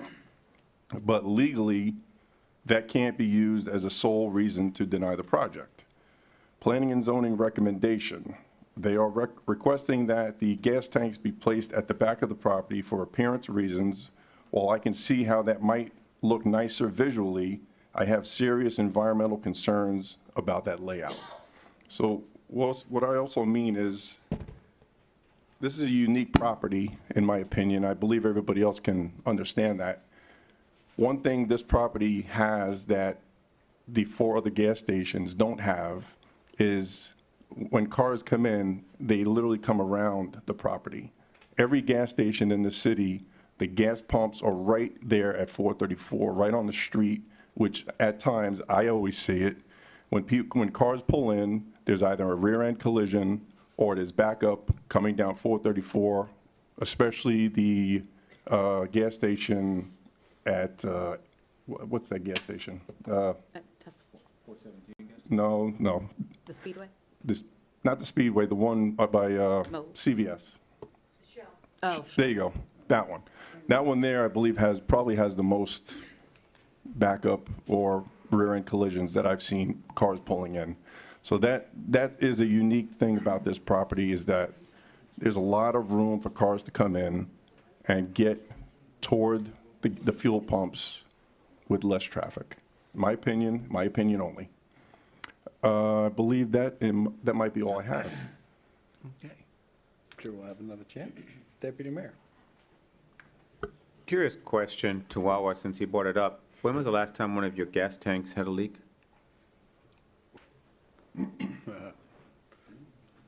Tough one. It's a good question, because I'm really focused on in Florida. And in Florida, I'm not aware of a leak specifically from a tank off the top of my head. We have had some incidences when they have deliveries when they're doing the fuel drop, and there'd be a small amount that wouldn't get into the tank underground, but it's identified very quickly and addressed before it becomes a big concern. When building the tanks underground, the new structures are required to be as leak-proof as possible, correct? That is correct. Environmentally safe. Yes. So you are using the latest codes for that? So We do. We invest very heavily into our fueling system because we don't want to have that liability. And because the aquifer rules on the tanks as well, correct? We comply with everything that we need to comply with in order to operate our system. So the fear of moving them closer towards that pond would have no relevance whatsoever, whether it's 10 feet or difference? Because that's about 20 feet difference, right, or 30 feet difference? Roughly. So the idea would be that if there were an incident, which would be a low probability, all things considered, that the response time would be a lot shorter if it was closer to that surface water. Got it. 30 feet response time is irrelevant, asks Commissioner Baker. All right, so to the gentleman, I quite liked your presentation. Thank you, yes. So you said, you said that the role of Wawa is to run a convenience store. You said the role of the employees is to work in a convenience store. You said the most important role, whether it is the most important role or not, is possibly to run the register in the convenience store, which is fine, okay? The reason I shared the reason I shared those three responses from you is that the biggest part of putting this together was to work on finding a way that within the town center code, we could do this. Because the actual city code on a regular gas station does not allow a new regular gas station into the city. It has to be a convenience store with gas pumps. So you highlighted for us what Wawa's role is. So as far as I'm concerned, I agree with you. Staff is a very important part, and I agree with everything you said. The problem is our code. And our code is focused on the structure of rules, the structure of everything.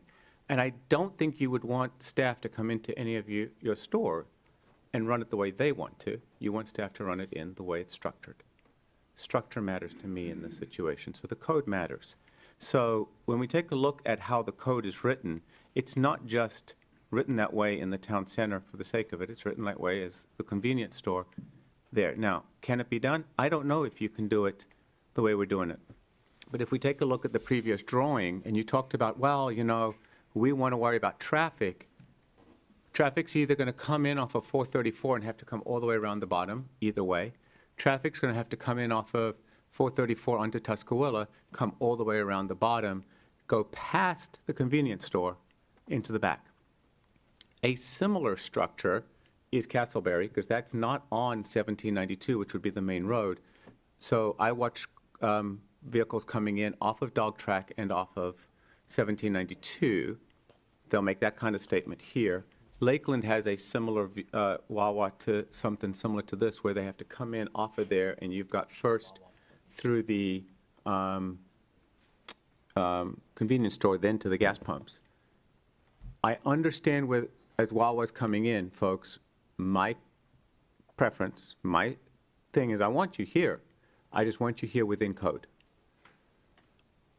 We had another company, and Commissioner Baker said, you know, the color's less of an issue for me. Signs are a big issue for me, and that goes all the way back to the years I've been up here. We have really focused on minimizing signs so it doesn't look like we are sign central all over 434. And the last time we had a conversation about signs, which was the Fifth Third Bank, even the corner conversation, I don't remember the exact wording, but I believe we said, whatever comes on the corner, there'd be one more sign at most. Now, I could be wrong with that, but that's where I am at with signs. So my two things would be stay within the code for the convenience store as the primary, and the sign being just single, which you could make it a V sign if you needed to make it a V sign for people coming from one way or the other. Yet, as Commissioner Baker said, just one straight line. And just one thing which I find interesting, and I'm going to share with everybody, I don't know the exact year this occurred, but there's a Taco Bell in Coral Springs, Florida, and this is for those of you who play Trivial Pursuit. It's a Trivial Pursuit question. What is the only Taco Bell that was designed with the color the city required it? I think others have now been that case. But it was a Taco Bell in Coral Springs, many, many years ago, and the city required it. Taco Bell wanted to be there bad enough. They painted it the colors that the city, so we're not the first city to do this. So that's where I'm at with that for now. Commissioner Bruce. Can you tell me, are there any Wawas in the United States that have a layout where the gas canopy is behind the convenience store? I'm unaware. You'd have to stand up and use the mic. Thanks for people listening. I do know this is the only, like he mentioned, design like this for it to be able to fit. You know, as an operator, I tend to agree with Mark or Mr. Caruso. You know, looking at this, and when we have landscapers with the trailers and all that stuff, it is a bigger deal if you flip that. Because when you look to where that would be on that sight line, there's no way they're going to get out of that without, because it's right there. Like, it's not going to be making that turn. Sorry. In through here. I mean, they're going to be, that building, those pumps are going to be right there. So then our tractor trailer is going to be right there. So when cars come in and they're not paying attention, boom. And is this a retention pond? No, back down. Oh, down here. Down there? So, yeah, that does play into the safety issue that he's talking about. But I'm unaware. I'm sure there's different designs per se. I'm just unaware if they actually have a 180 flip.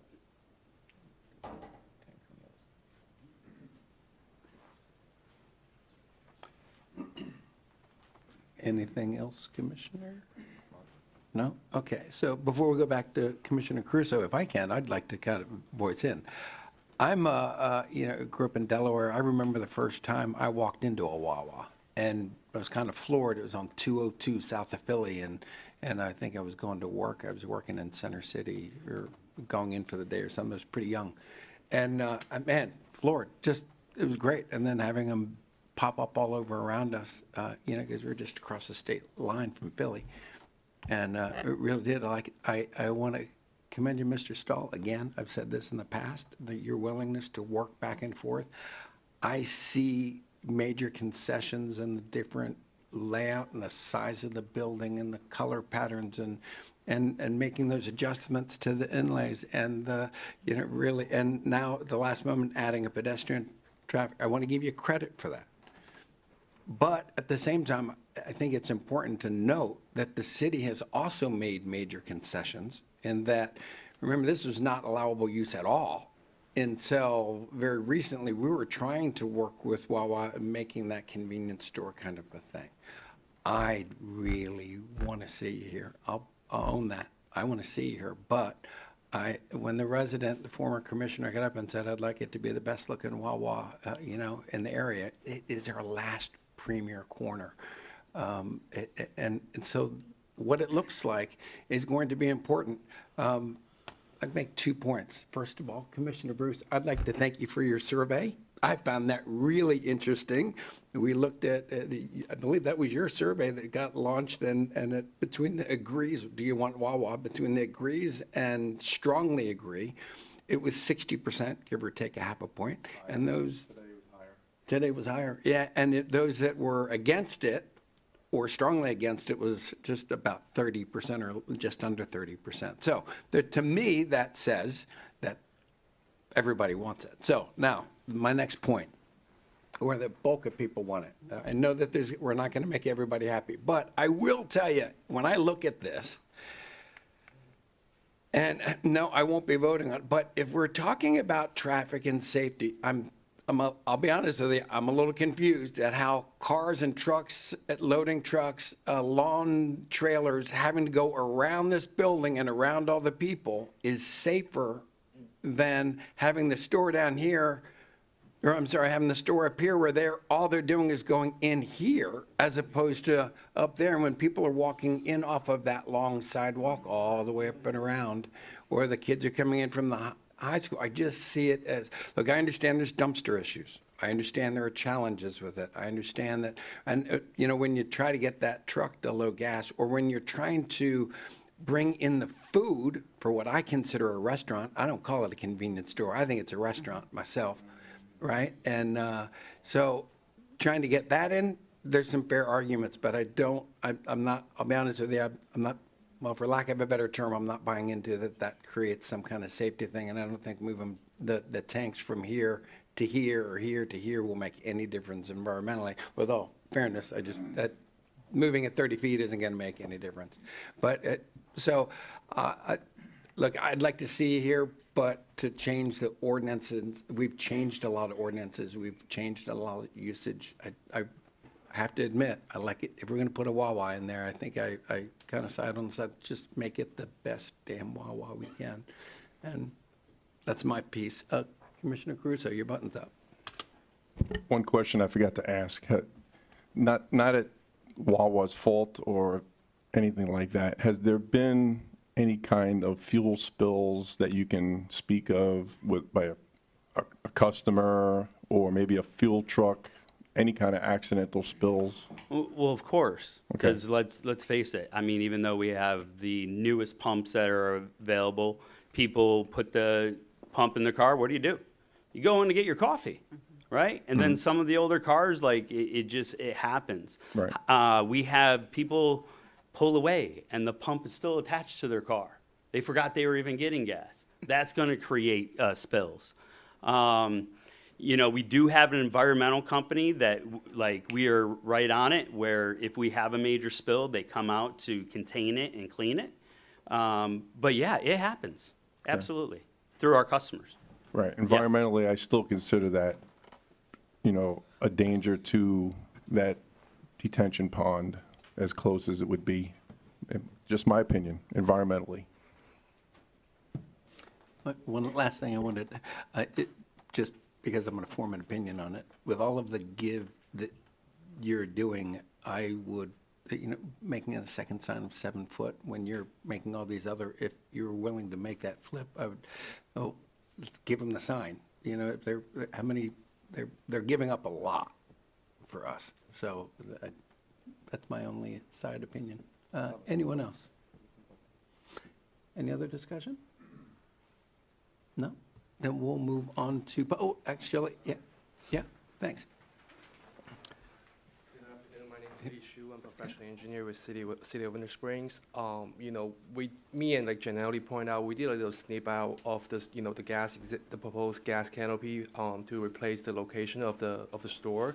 It shows that there's enough areas to make the swap. And then, like you point out about the environmental concern, I think, you know, there needs to be additional traffic impact analysis to be analyzed if there's a change of design, but we also need to get a seasonal high ground water table to determine if the gas tank will have a floating force acting on top of the gas tank to ensure that, you know, the gas tank won't have a leak, looking further into the design of it. I just wanted to point it out. You know, that's why also it promotes a better safety for the high school people traveling from the high school going into the store instead of, you know, going into the traffic as of right now, because all the traffic, they're actually going around the store, you know, going to the canopy, and then you have all the pedestrians that's going to intercept with all the vehicle traffic. That's just my 2 cents, and then I just want to share that with you guys. Thank you. Thanks. Ms. Roll? Good evening again. I just wanted to highlight a couple of things for the commission as you listen and deliberate. So, as mentioned by Mr. Stahl in the presentation, there were several references to proposed amendments to the site plan, not just the Wawa store, but the additional parking in Roberts Family Lane as well. I'd like to remind you that the application before you does not include those mentions.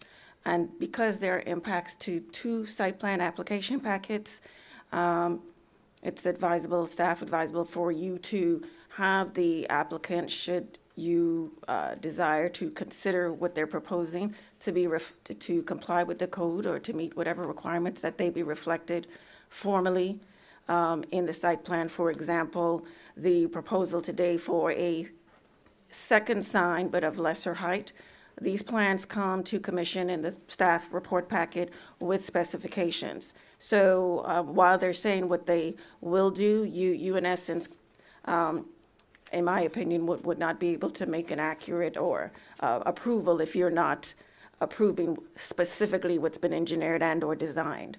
So just to keep that in mind as some of the items that were presented.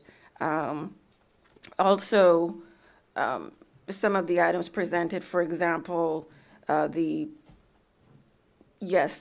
site may not be ideal for their business model, but it is the site that they selected, and also it's in a special zoning district. So staff and the P&Z, just for a correction, the P&Z is not recommending their denial based on an aesthetic. The aesthetic review is approved, and the choices made for that aesthetic review have been presented by the applicant and approved. There is no design for any electrical vehicle charging in the plans before you for the store, nor the additional parking. So just to make you aware of that. And so with that, should the commission desire to extend an opportunity for the applicant to revisit the site layout or to propose anything else, that would be recommended that to hear them, they would have to come back. That would come in the form of a continuance of this public hearing, a date and time specific.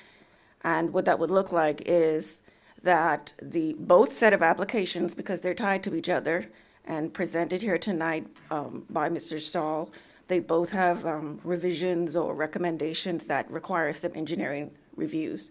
And so that would allow the applicant to revise the plan as they see fit. If the commission would like to see how they would attempt to comply with the code by making adjustment to the current site layout, which Janelle mentioned never changed from the beginning, to allow them to do that, we would then conduct all of the same reviews that we've done to get here, which would be the engineering review to make sure it meets engineering standards.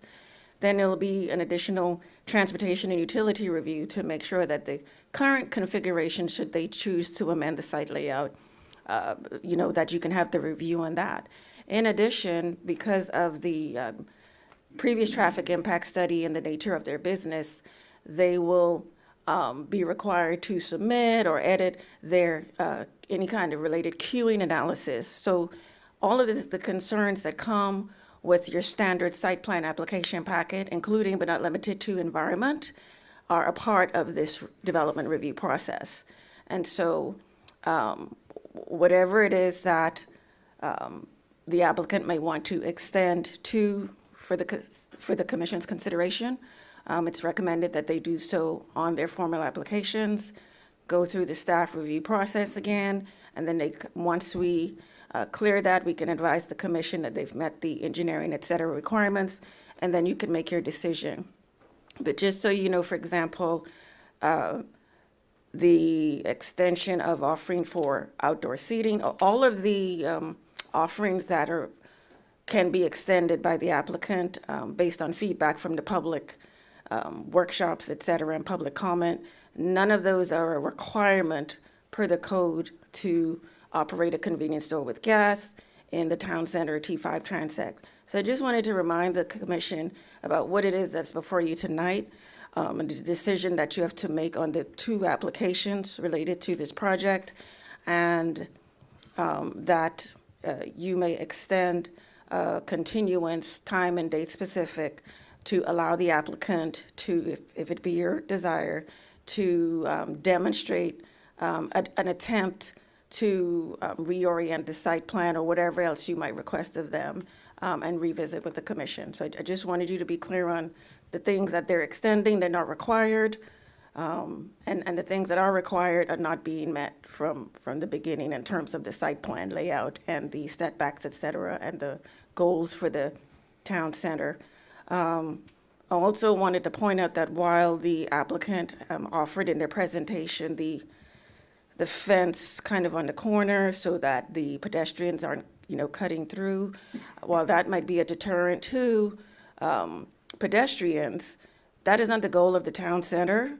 And the goals for pedestrian friendliness and walkability per the goals of the comp plan for the town center and the T5 Transit Code. So we don't want to prevent the pedestrians from coming through because there's no safe passage from 434 to come through the canopy on the current orientation. The goal is to allow them to take as few steps or a shorter period of time or whatnot to get to those businesses in particular that are established on the SR 434 or on the Tuscaloosa Road.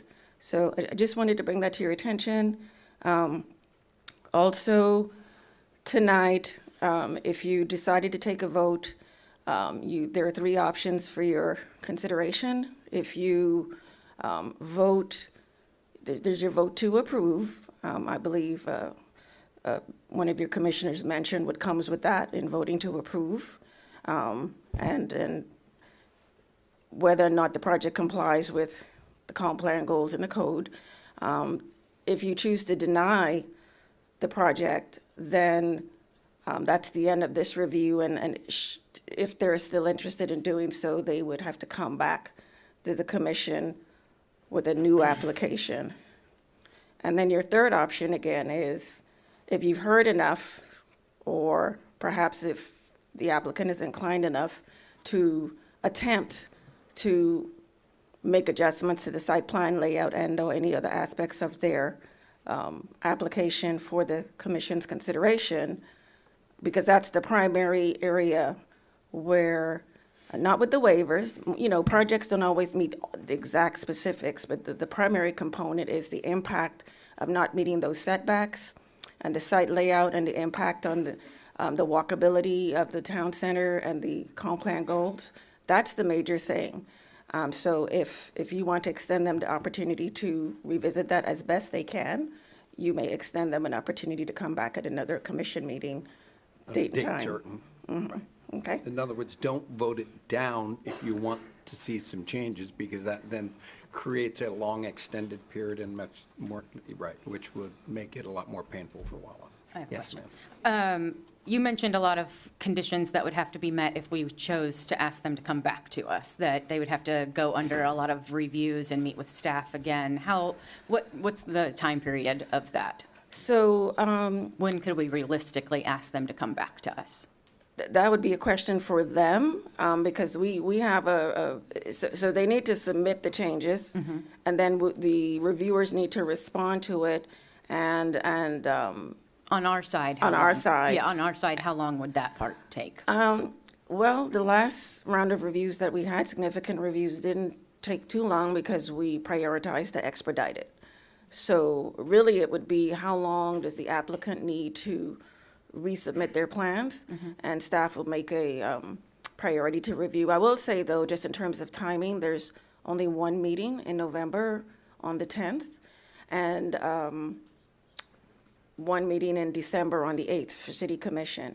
I would not recommend a continuance at the November meeting, just because that's, in terms of the applicant having time to review their plans, for staff to give comments, and the applicant to respond.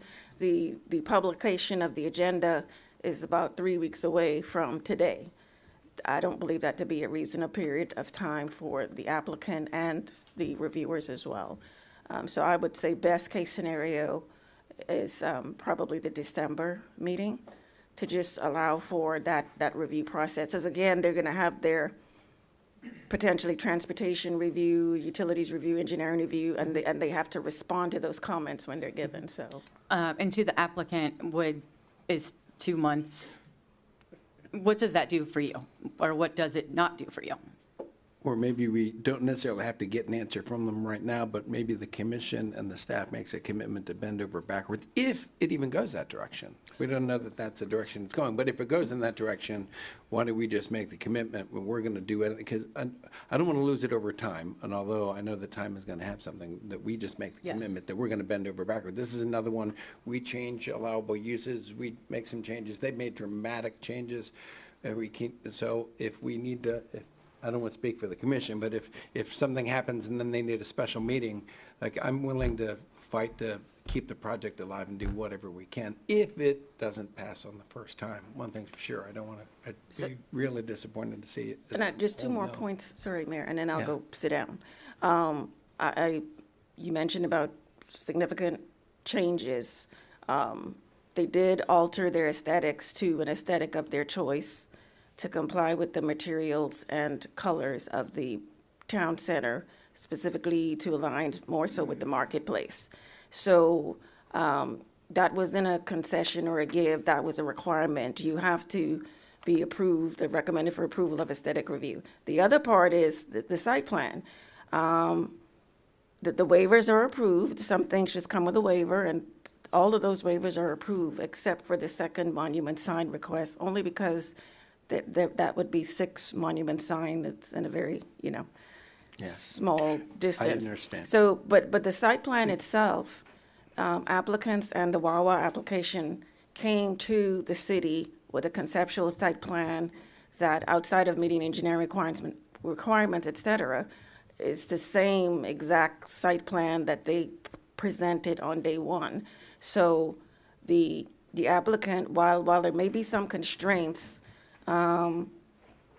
there haven't been any changes. So they actually haven't made any significant gives or sacrifices on their site plan, because the site plan that they desire is the one before you, and it's the one that is not complying in a tremendous way with the code. I hear you. Yeah. Okay. Right. I think that they're trying to work with us, but yeah, that's the spirit. is what Can I make a motion? Yes. Are we done? Wait, Okay. Commissioner Cruz. Oh, sorry. Yep. Yeah, and Oh, public yeah. input, yeah. Gentlemen, can anyone tell me what possibly the tax revenue would be for the city? It's in here, it's 170,000. Is that 170,000 approximate a year? For the city. It's the last Well, page. okay, yeah, there you go. Okay, Yep. that's pretty No, accurate. that's, Thank you, glad to give you help. Yeah, it says estimated assessed value, 7 million, millage that- rate, 2.799, estimated city revenue, 170,100. wow. It's the last page, economic fiscal No, impact. thank you. No, I appreciate you pointing it and saying, yeah, that property value will go to 7 million? So here we have an empty lot gaining, what, 0, if that? Well, Wait, no, I lied. They're still paying now, it's Yes. still worth commercial, it's still You- worth you- a I lot. think but everyone gets it's the good. point. Yeah. This is a significant tax revenue for the city that we desperately need, and yes. So may I? So right now, currently in the Central Florida market, my stores average 10.5 to 12.5 million per location. So that helps with what we're going to be Sales tax. driving. Plus, 21,500. the last time I checked, I think we're putting $8 million into this project. Oh. That's what we're estimating of putting into the project. So for ad valorem tax, maybe I misspoke. Yeah, that's Right, just property tax. 21,500. 21,500. Yeah. Right. Yeah. So our The annual other one sales is are for 10.5 to sales 12.5. tax. No, Right. that's the assessed value at 2.799 if it was to be sold. Oh, I get it, okay. Not to mention the benefits that you provide to the community and to its employees as well. Just want to bring that up again. Thank you for that. Let's move. All right. We have to look at every aspect of this from both angles. Anyone else? I just put. Oh, sorry. Oh, there you go. And Commissioner, nobody's saying no up here to them coming. We're at least from my side, it's a yes, just want it to be within code. I think what I'm hearing everybody say is yes, yet, at least not everybody. Yes, yet. That's, up to them to decide it. But again, the code says convenience store with gas pumps. So if Wawa chooses to walk away, which I don't know that they will, then another convenience store with gas pumps might walk right behind them with the same assessed value. I doubt it, but we'll see. Much rather have a Wawa. Yeah, so if we're finished with discussion, we'll go to public input, but if it's okay with the commission, we have the chair of the Planning and Zoning Board. Now, we know that the Planning and Zoning Board voted down, but with certain ideas, maybe we'll let Chairman voiced his own concerns, and then we had the city's staff's recommendations, and now, sir, name for the Yes. record. Kakwan Ma, city resident, 145 Nandina Terrace. As all of you know, I serve on the city's Planning and Zoning Board. Want to give a little bit of context. It is certainly not very often that the Planning and Zoning Board recommends denial. And so in context of that, I thought it was important to provide some explanation of that. To give a little bit of timeline, April 13th, P&Z, that is when the Planning and Zoning Board heard Ordinance 2025-09 that amended Section 20-323 of the City Code to allow a corner store with gas in the Town Center District as a conditional use. Prior to that, this product would not be permitted. We knew ahead of time. We read the language. We kind of read between the lines. We knew what was going to be coming. The intent was to allow that as long as they followed the city code. June 30th, there was a community workshop at Foundry Church. There were residents that expressed some concerns related to pedestrian safety and the placement of the convenience store building and traffic impacts. August 7th, the P&Z listened and to the applicant and who provided a site plan package, as well as staff's report with a list of waivers for the proposed Wawa. We felt that it was important. There were a lot of concerns by staff. We listened to those concerns and agreed that there was a lot of distance that could be covered to try and meet halfway. We asked that it be continued and worked with the applicant who worked with staff and gave a date of September 11th. So that was about a 6-week difference. So we had a special meeting on September 11th, the P&Z board, to listen to any changes that were made to the site plan package. The applicant did present the same layout of the store and gas canopy. We also did have a chance to review the traffic study, which was not presented at the August 7th P&Z. What's important to note is that the Town Center District is a special zoning district within the city. Back in, I think, 97 or 98, late 90s, Dover Coal came into the city and they had planned what they envisioned to be the town center. The intersection of 434 and Tuscaloosa was supposed to be the main and main, the two main streets in the city coming together, and it was envisioned to be agreed by the city commission at the time that this was going to be the jewel of the city. This was it had certain development regulations, and so those were adopted in the city's comp plan and land development code, which provides the intent and requirements for the development within the district. So the proposed Wawa, as many of you know, is located in the T5 transect, which is designated as the urban center zone. One of the main intents is to have shallow or no setbacks for the buildings oriented close to the street, to help define a street wall. The convenience store is considered the principal building. The gas canopy is considered an accessory structure to that principal building.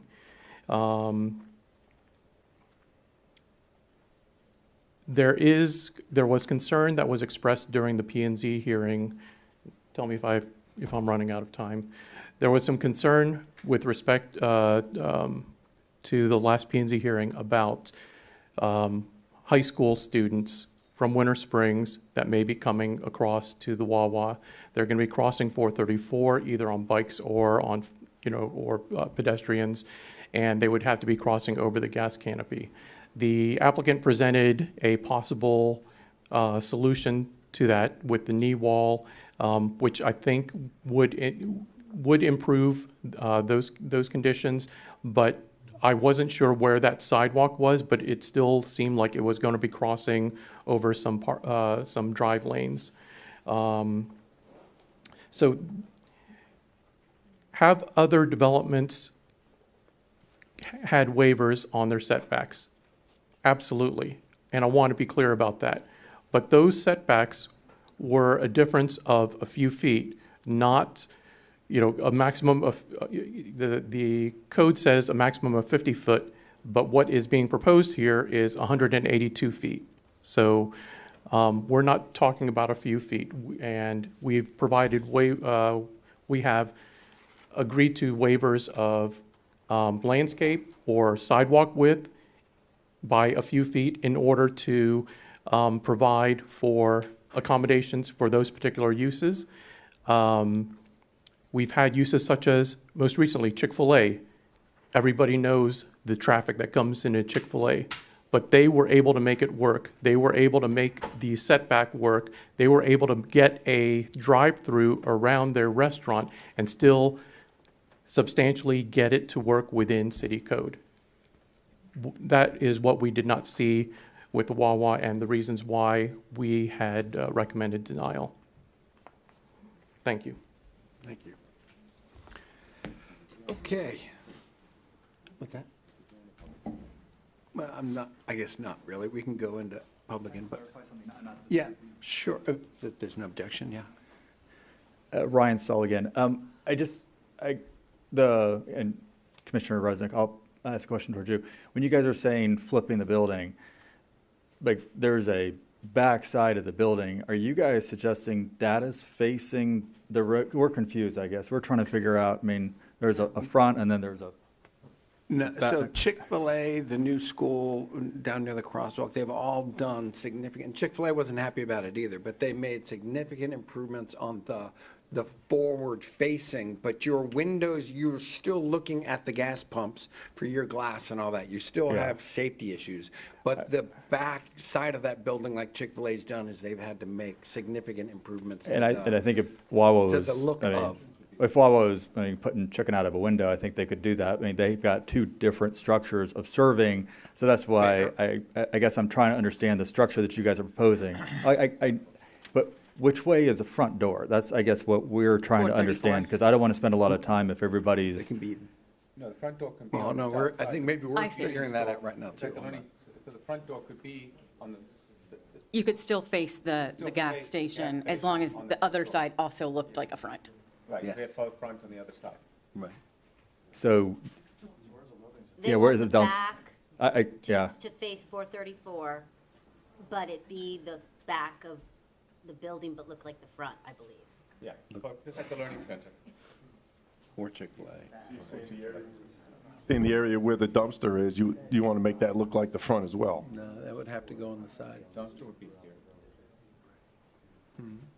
So this would be the walking path for the kids or whoever. This would be Yeah, dumpster be careful. and that would be the entrance. That would be drawn like that. That would be the entrance.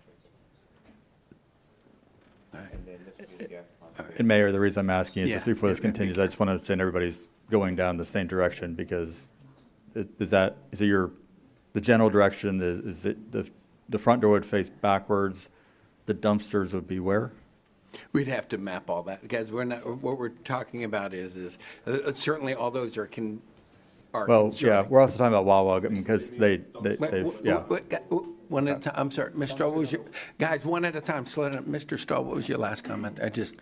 If you want to. My last comment is, again, you're going back to safety and operations and Wawa putting their customers in danger. So continuing forward with this discussion if you guys are proposing something that simply doesn't work, then we're better off just to go ahead and call it a night. And like you said, it's going to stay vacant for the next couple of years. If you can clarify saying, okay, this is what the vision that we would support is, basically you're going to look at the backside of the building and that's pleasing to what you guys are wanting, then we'll keep listening. I just want everybody in the room to understand what the vision that you guys are trying to portray. So because I don't want to go down this path and everybody's confused and we're doing this all over again, even if Wawa decides to continue forward. It sounds to me like the clear, well, not clear, because we need to hear from Commissioner Diaz. I know your button's hit, but that the pumps not be right on the main corner of the city, but that it sounds like unanimously, if I'm not mistaken, that everybody here wants you, the residents want you, but they'd rather not have the pumps out front, and that they want the pumps on the other side. And the details of where a dumpster goes is really ultimately, or, the other things that, you're gonna need room to load a truck into that restaurant. They take refrigerated trucks too. It's not just the tanker trucks. You're gonna have to have those. It's gonna be work, I understand. Well, may I say one thing?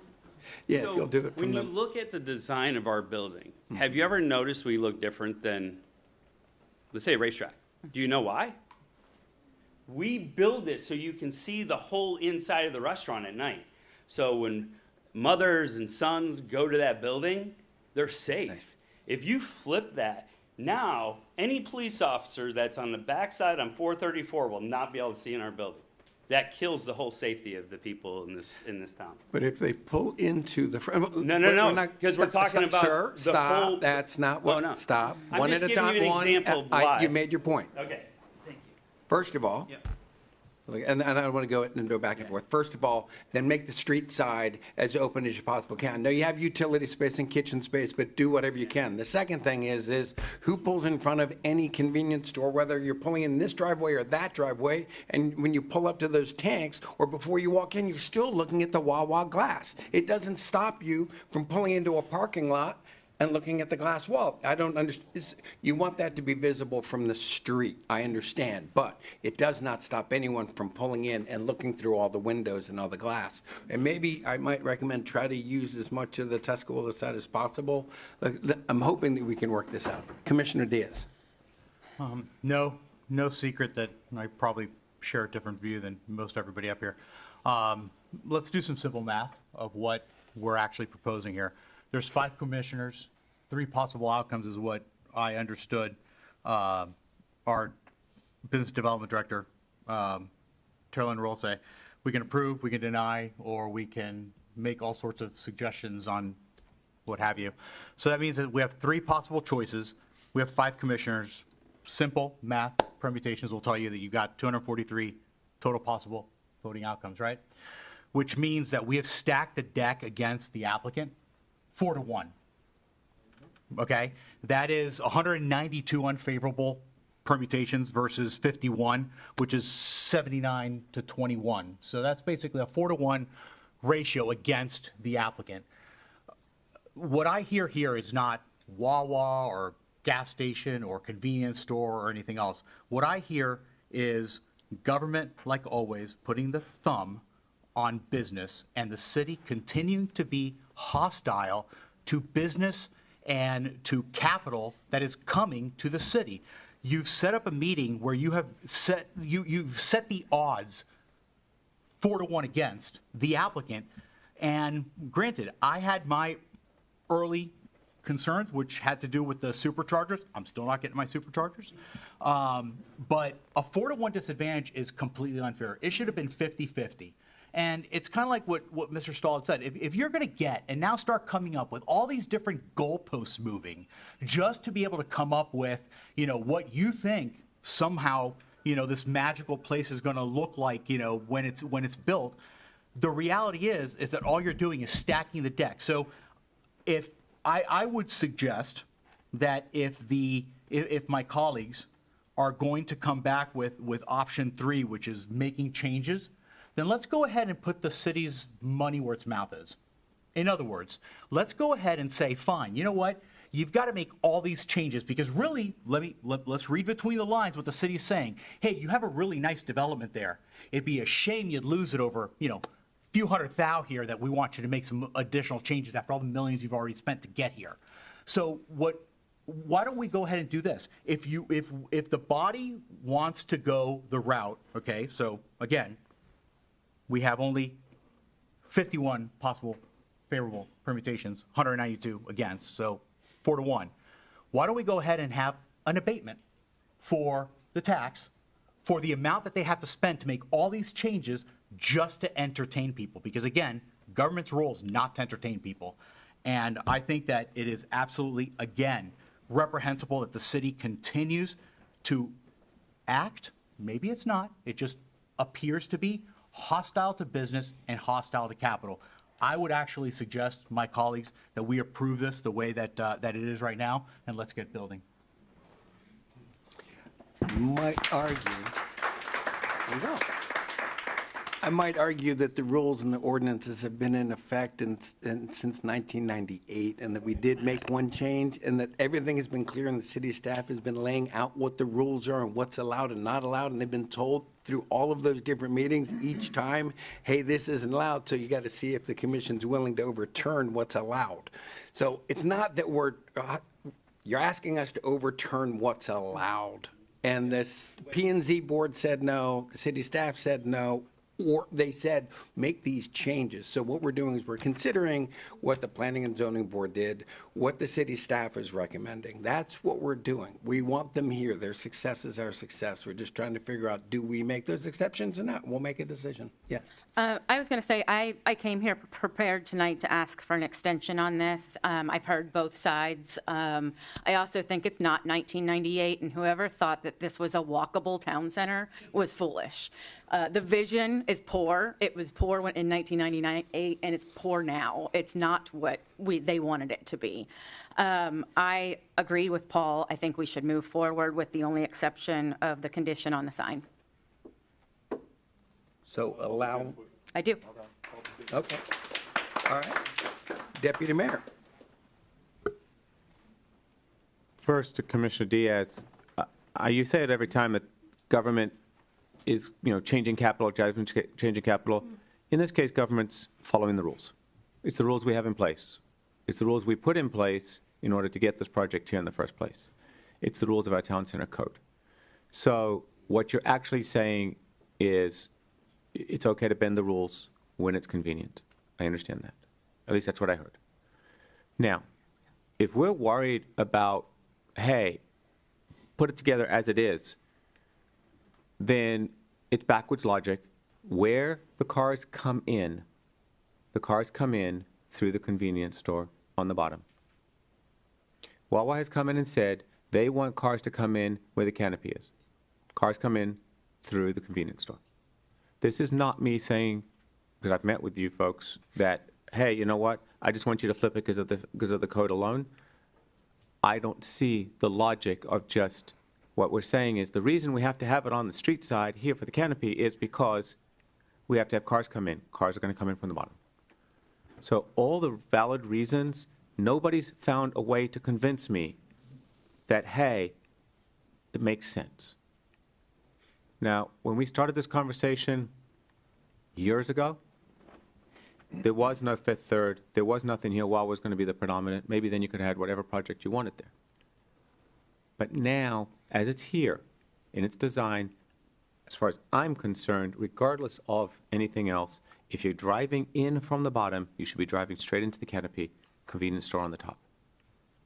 And for the sake of the code, convenience store on the top, because at no point are you driving in, so you're going to be driving into the convenience store, not the canopy, which is what you all said was you were driving into the canopy.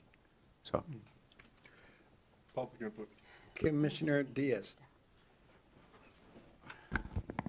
Mr. Mayor, thank you. By own admission, it's been here since 1998, the rules and what have you, and obviously Commissioner Baker made a very valid point that it's not 1998 anymore. The world has changed drastically, significantly, and Commissioner Resnick, to your point of there are rules. Yeah, I mean there are a lot of places that have rules, and a lot of governments have rules, and a lot of those rules are very rigid. I can use examples like China, North Korea, or my family's homeland, Cuba, where the rules are, you stick to the rules. You stick to the rules or you'll go before a firing squad. What happens is this, it's not that the rules are not important, it's that we have to change with the times. And we also have to look at what the overall, the read between the lines, whether it was the Ace Hardware or the Chick-fil-A or the school thing, every issue that comes up, it's the same time. And yes, Commissioner Resnick, I did make the point that the government puts its thumb on it because it was the government that didn't want the Tesla superchargers there because they would have fit. There would have been a way to make them fit because they fit everywhere else and they're beautiful. They're absolutely a work of art, except here. It's the only place where a Tesla supercharger is not a work of art. So the reality is that we've stacked the deck 4-1 against this applicant and making them go back and spend another $1 million to flip this thing around just because, you know, we came up with rules in 1998 that clearly have failed. I mean, it's like poster child of failure.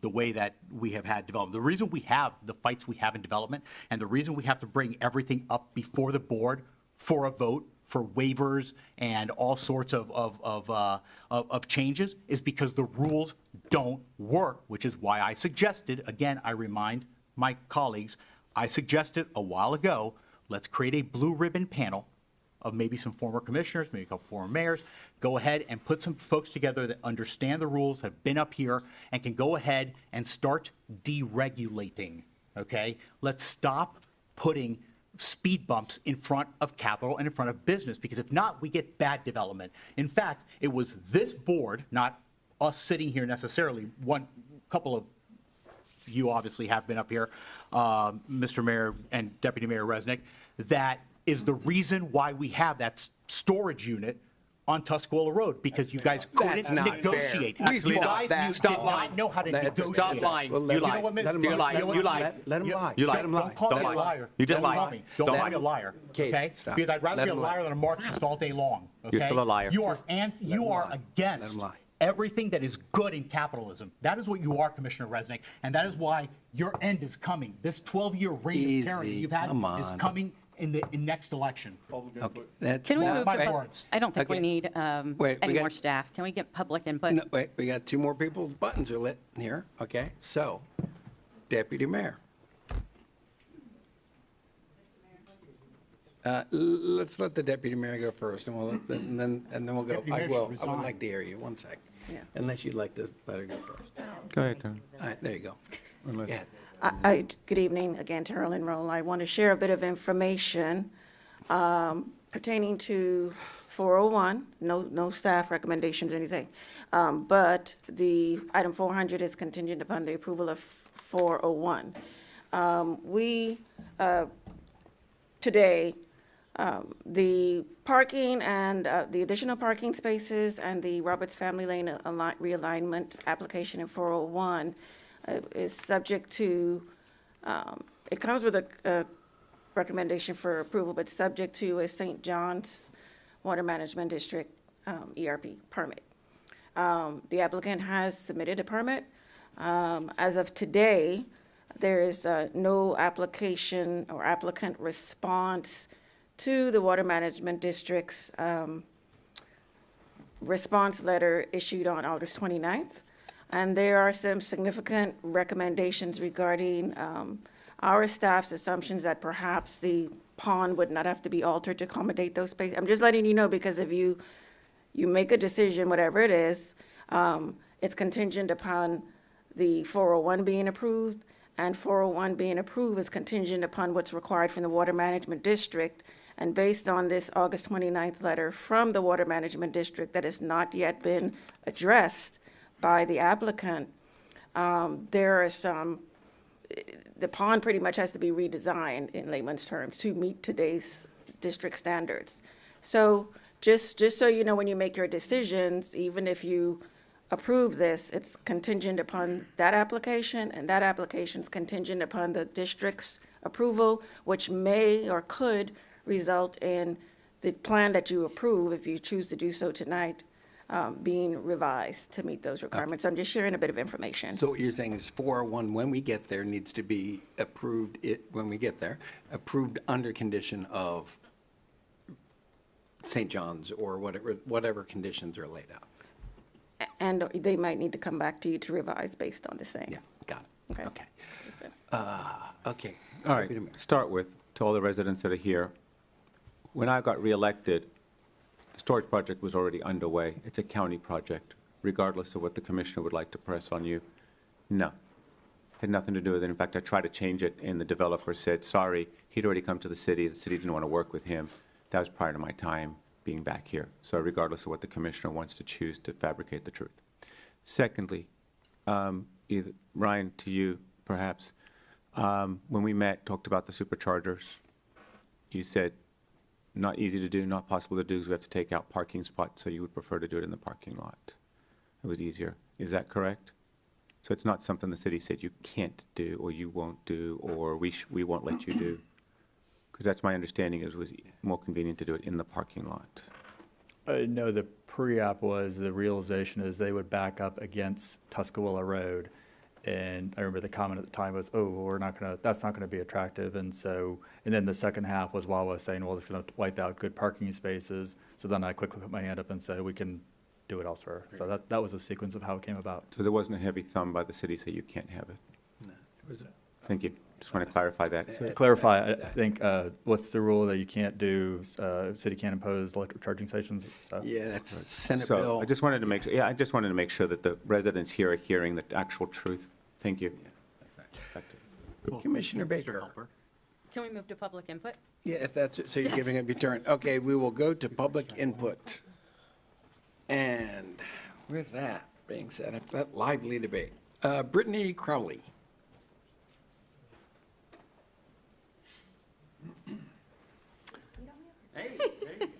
Hi, I'm Brittany Crowley. I am a resident here in Winding Hollow.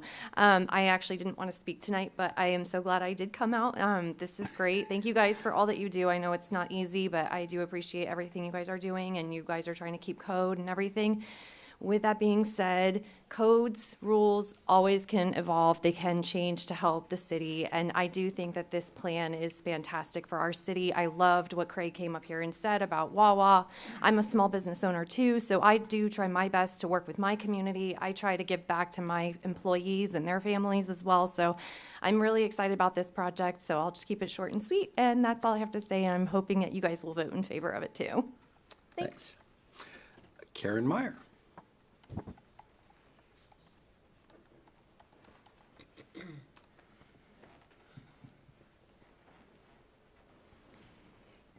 Karen Meyer, resident of Winter Springs.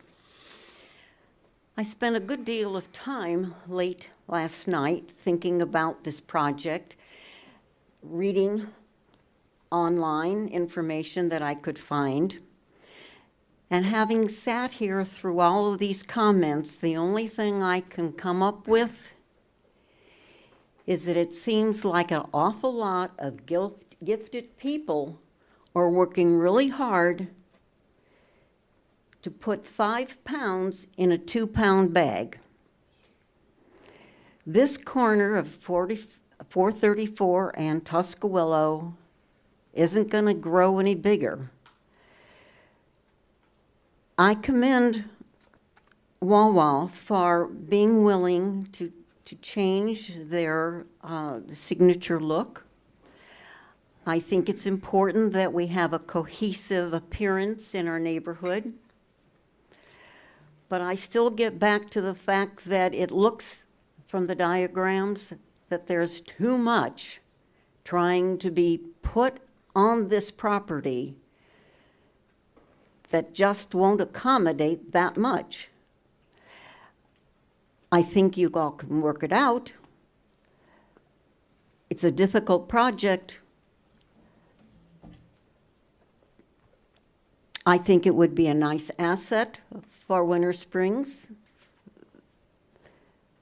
but I think it needs to be revisited and pared down in their dimensions. Thank you. Mark Rapella.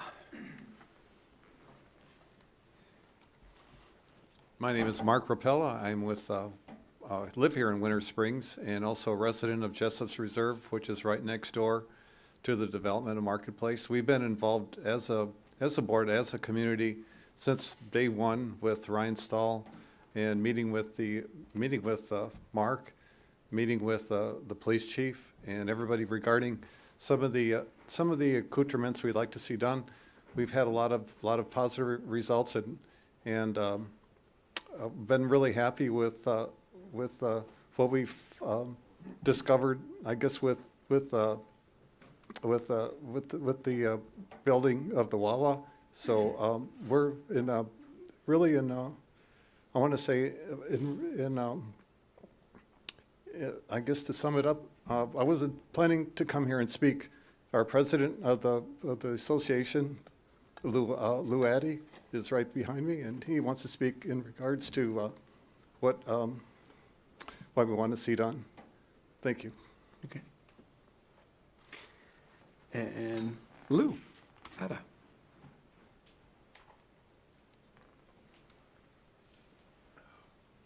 These bones don't work as well as they used to.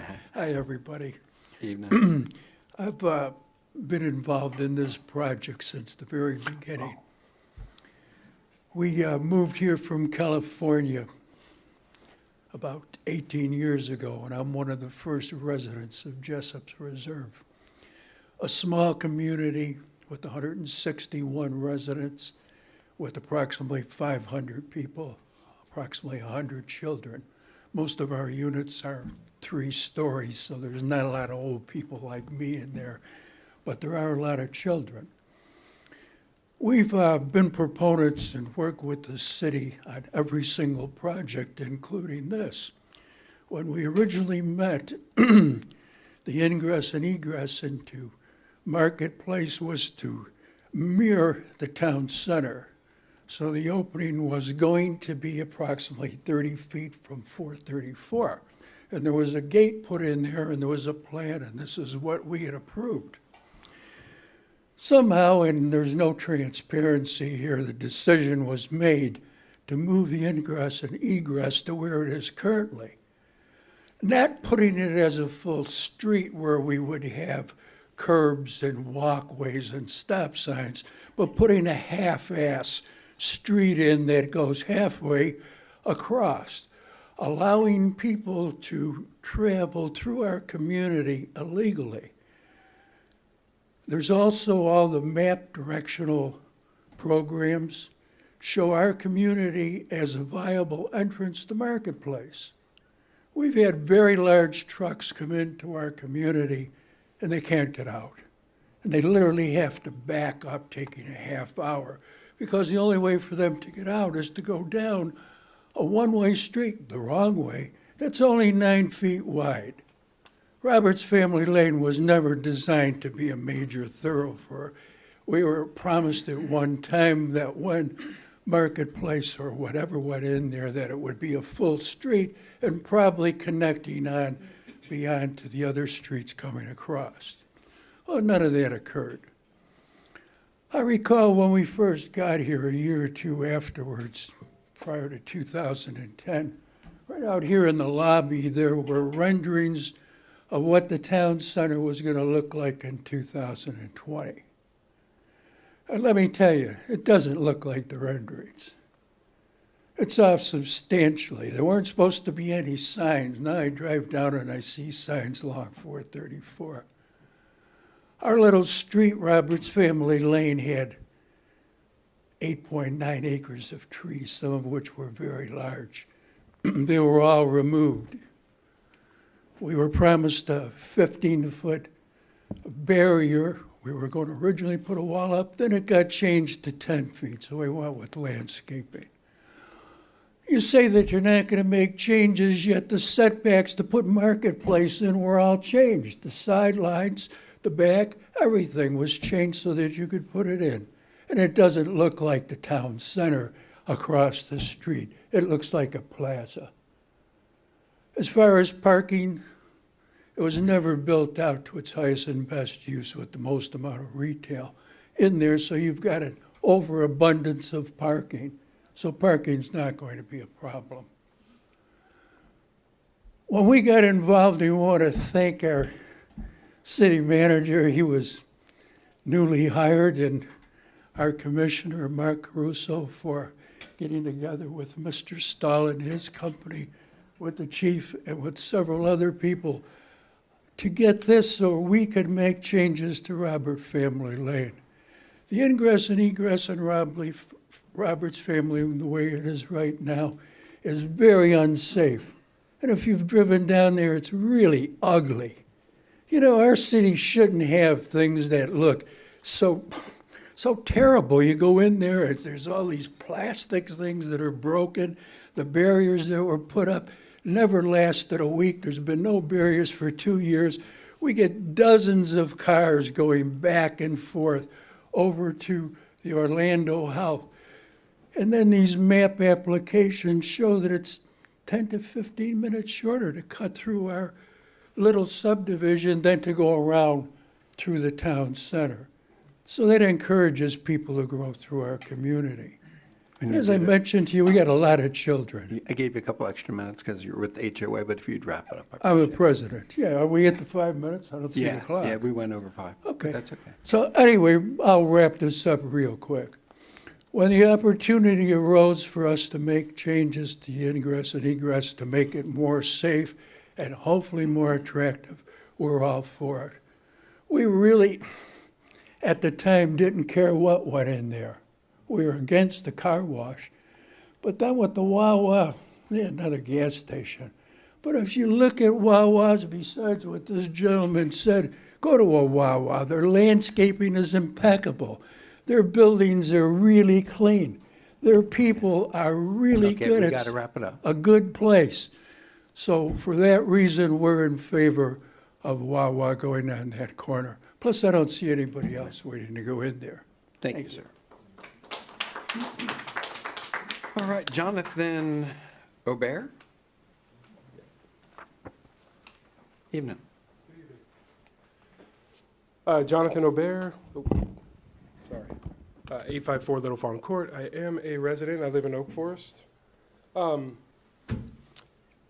came up here wanting to talk about, everything, but given this is my first meeting attending, and it's pretty wild. It was, Yeah, right. my mind is Amen. up and down and wild. So,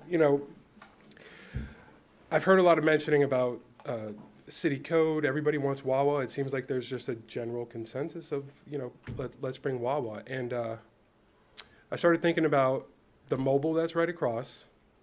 Seems like you have to drive up a mountain to get in, and then you got to drive down the mountain to get out. My wife was in a fender bender at that intersection trying to do a U-turn to get in there, so I don't really see the logic with the gas pump being there. I heard about the distance and all that. I get it, but it doesn't seem like the code that's currently in place really matches the vision, because when I even turn into McDonald's, if you go straight past Tuscaloosa, at least in my truck, I have a Silverado.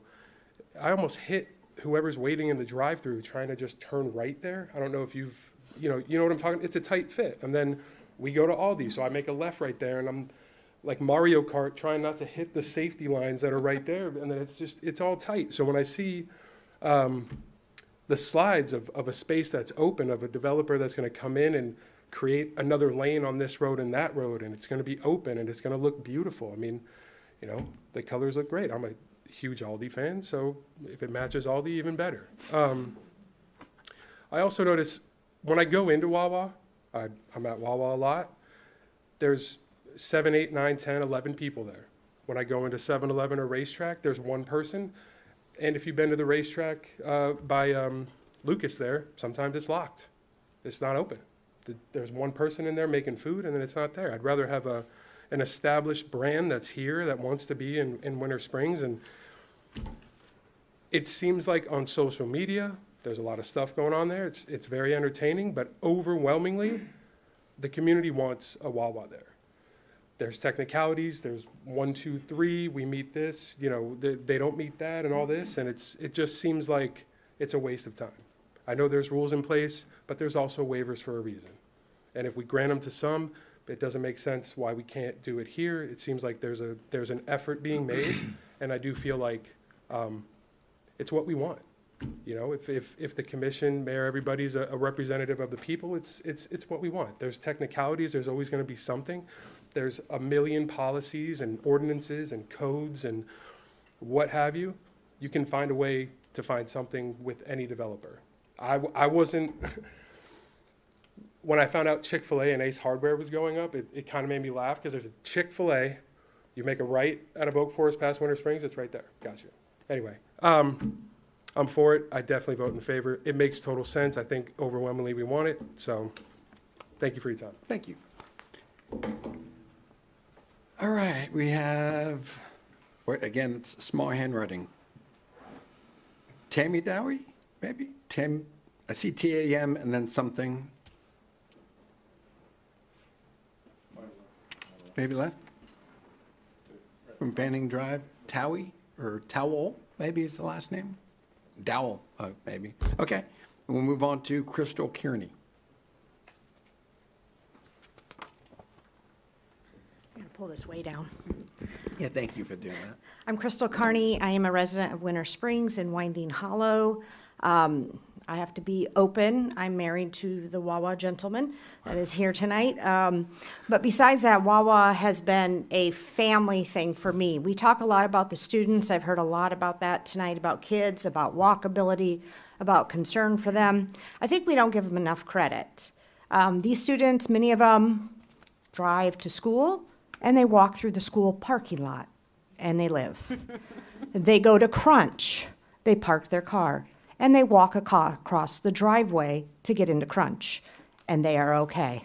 They go to McDonald's, and they walk through that parking lot, and they are okay. Wawa has, what they showed tonight, proposed the sidewalk, and that is something that some of these other places don't have. So they have proposed that for the students, for the walkability. Regarding the placement of the gas pumps at the back end and having basically the butt of the building facing 434, we can just drive down Tuscaloosa and Redbug and see what that looks like. There's a gas station there that has that is facing backwards. And I drove by it the other day and I thought, man, that does not look good. That is not what I want for my city. Another thing I'd like to say, bringing up the students, is the jobs. My son started working for Wawa at 17. And he went to what I call the University of Wawa with no school loans. He learned more there than he probably could have in college. He is actually still working for Wawa at the age of 30 in management. At 18, he started his 401k and receiving stock in Wawa. The other stores around here, the small businesses that our students can work at, aren't providing that. They're not providing those options, and they definitely aren't providing as many opportunities to move up and move forward. Not every student is college bound, but Wawa provides an opportunity for them to be very successful. And the things that they learn, managing a store, working with people, having to communicate with every kind that you can imagine coming through those doors, is a far greater education for some people than colleges. I vote that we approve the Wawa the way it is brought forward to you tonight. We've already heard many times that we have set different codes, pushed things back, done a little here, done a little there, not just with Wawa, but I heard one of the city people come up and say, well, we did make an adjustment for this, or we did make an adjustment for that. We need to make an adjustment for Wawa. And Commissioner Baker, you took the words right out of my mouth. That is not walkable. We heard plenty times tonight from the planner, the goal is walkability. The goal is walkability. Any of us can drive through that area and we don't see people walking because they're not going to walk in 90-degree weather, or they're not going to walk at 3 in the afternoon when it is going to start raining on them.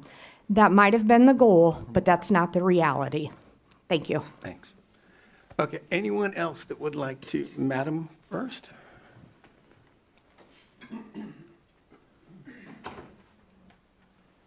Sorry about that.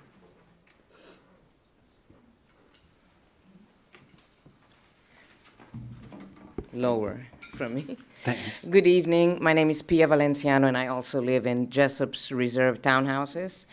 And first of all, I want to thank you. It's probably the toughest job other than the P&Z. I wanted to give kudos, though, to the Planning and Zoning. That was the first meeting I ever attended, and I have never met or seen a group of people who really cared about us, the residents. And every decision they made, every question they brought up was regarding us, our safety, and, you know, the zoning, obviously, the codes. For everyone that said to give up the codes, I can understand about evolving, but think about how much we love Winter Springs and how beautiful it is. Well, that's thanks to the planning, zoning, the codes, and whatever we have. If they need to evolve, you guys need to work on that. That's fine. I have spoken here before when they were first building the place. My house is literally beside Crunch, and I can hear who the Zumba teacher is and everything. I walk. Sorry, but I believe in walkability, and I believe in a walkability score, and that's one of the reasons why I moved here from Oviedo. I walk to everything. I have a wagon if I have to buy water from Aldi. I walk. So it is, we can't discount that. My concerns right now that I've written down, I am for Wawa, by the way. I love Wawa. My dream would be to get rid of the mobile, put Wawa there, and then put a restaurant. I know we've had this conversation about restaurants and all that. But anyway, Chief, is Chief still here? The 24/7, you're going to be open 24 hours, 7 days a week? Okay, so I'm just concerned about the loitering. My husband works at Walgreens, and he comes home past midnight, and he knows the people that walk around that other gas station past 1 o'clock. He knows them. He says, that's so-and-so, and that's so-and-so. So anyway, just a concern. My real concern was with the high school kids. Not just the high school kids, but the safety, and I really love the idea about the sidewalk that Mr. Stahl proposed today. I have a concern about the tanker trucks coming in and out of there. Remember, I live right there. And basically, my main question, and I know I have a few seconds left, is if you're going to approve it tonight, okay, some of the stuff like the sidewalk and all that is not official. So I would just like to make sure it gets incorporated, everything that he added that was not in planning and zoning, and that's nowhere online when we look it up. I'm a rule follower, I'm a code follower, and that concerns me, that if you approve something tonight, there was a lot of stuff that was promised, and especially number 401. Item number 401 with the Roberts Family Lane. So I thank you again, and I really, really thank Planning and Zoning. I look up to them, and I'm very inspired by the work they do. Thank you. Thank you. Sir.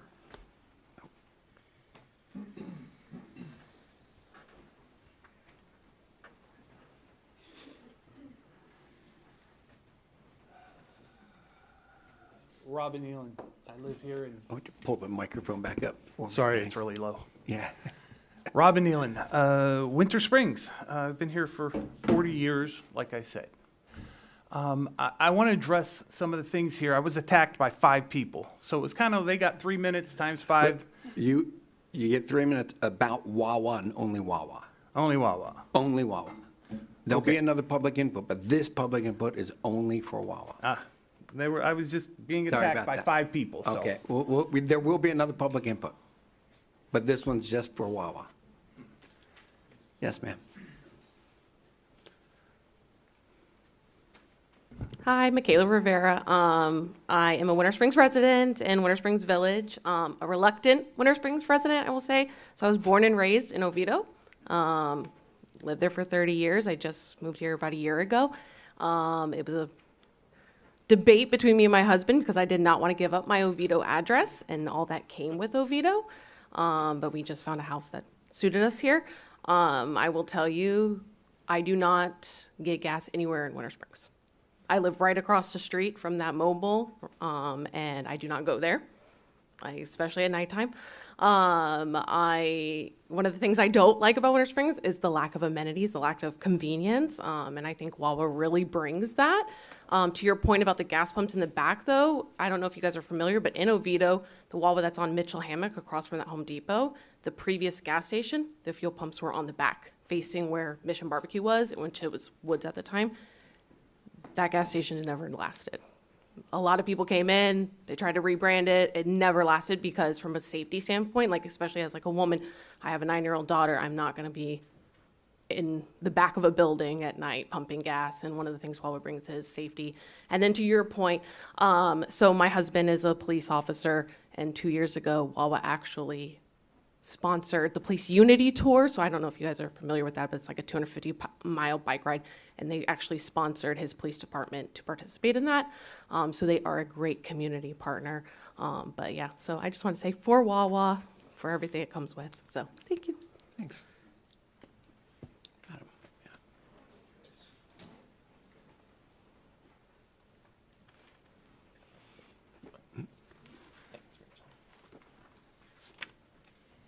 Hello, Rachel Hood, 663 Cayuga, Winter Springs resident. I'm here before you not as a member of Planning and Zoning because Chairperson Ma did a wonderful job representing the position of the board, but as a private citizen. I am extremely concerned with setting a precedent of not following code. The code is there for a reason. There are processes to change it, and I would just like that to be considered. There are certainly waivers that are approved for a few feet, as the staff mentioned, but I just think that this is a really egregious breach of code and doesn't follow the spirit of what the city has intended. Thank you. Thank you. Anyone else? Mr. Gallo.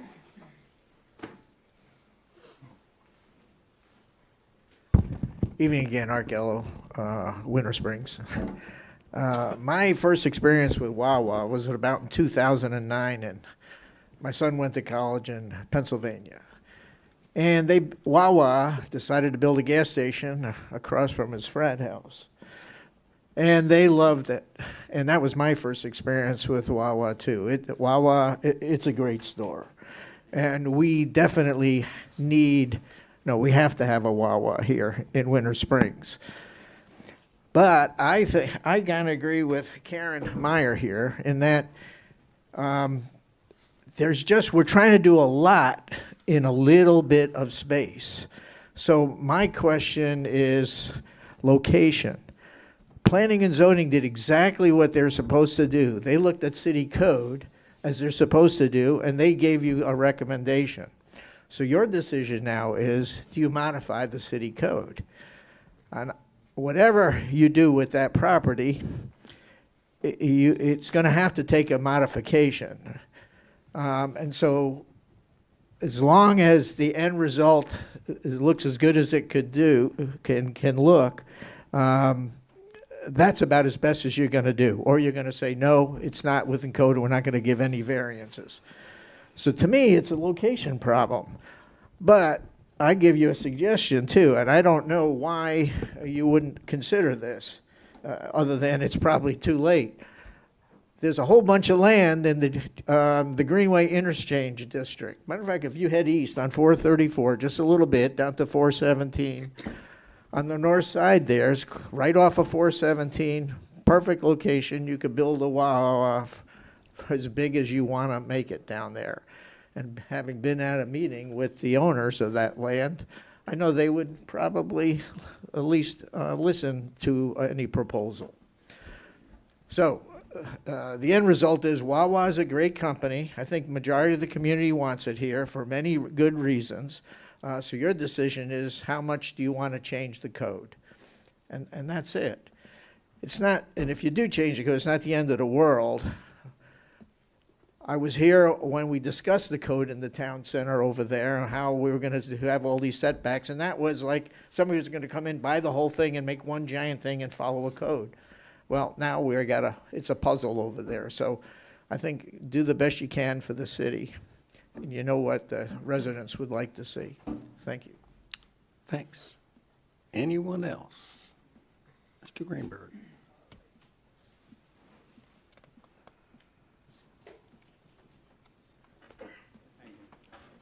Ken Greenberg, Winter Springs Community Association. Great. I am a developer. We all know that. I build hotels. I'm retired now, but now I guess I'm doing resorts again. And I tried to put a property here in Winter Springs, a hotel, right in fact where the Chick-fil-A and that whole thing is going. And I had the FAR, I had everything, et cetera, et cetera, et cetera. And the commission, you know, I went to the city manager, then Kevin Smith, and he said, oh, this looks good, this is perfect. I had Holiday Inn ready to come in, the money lined up, ready to go.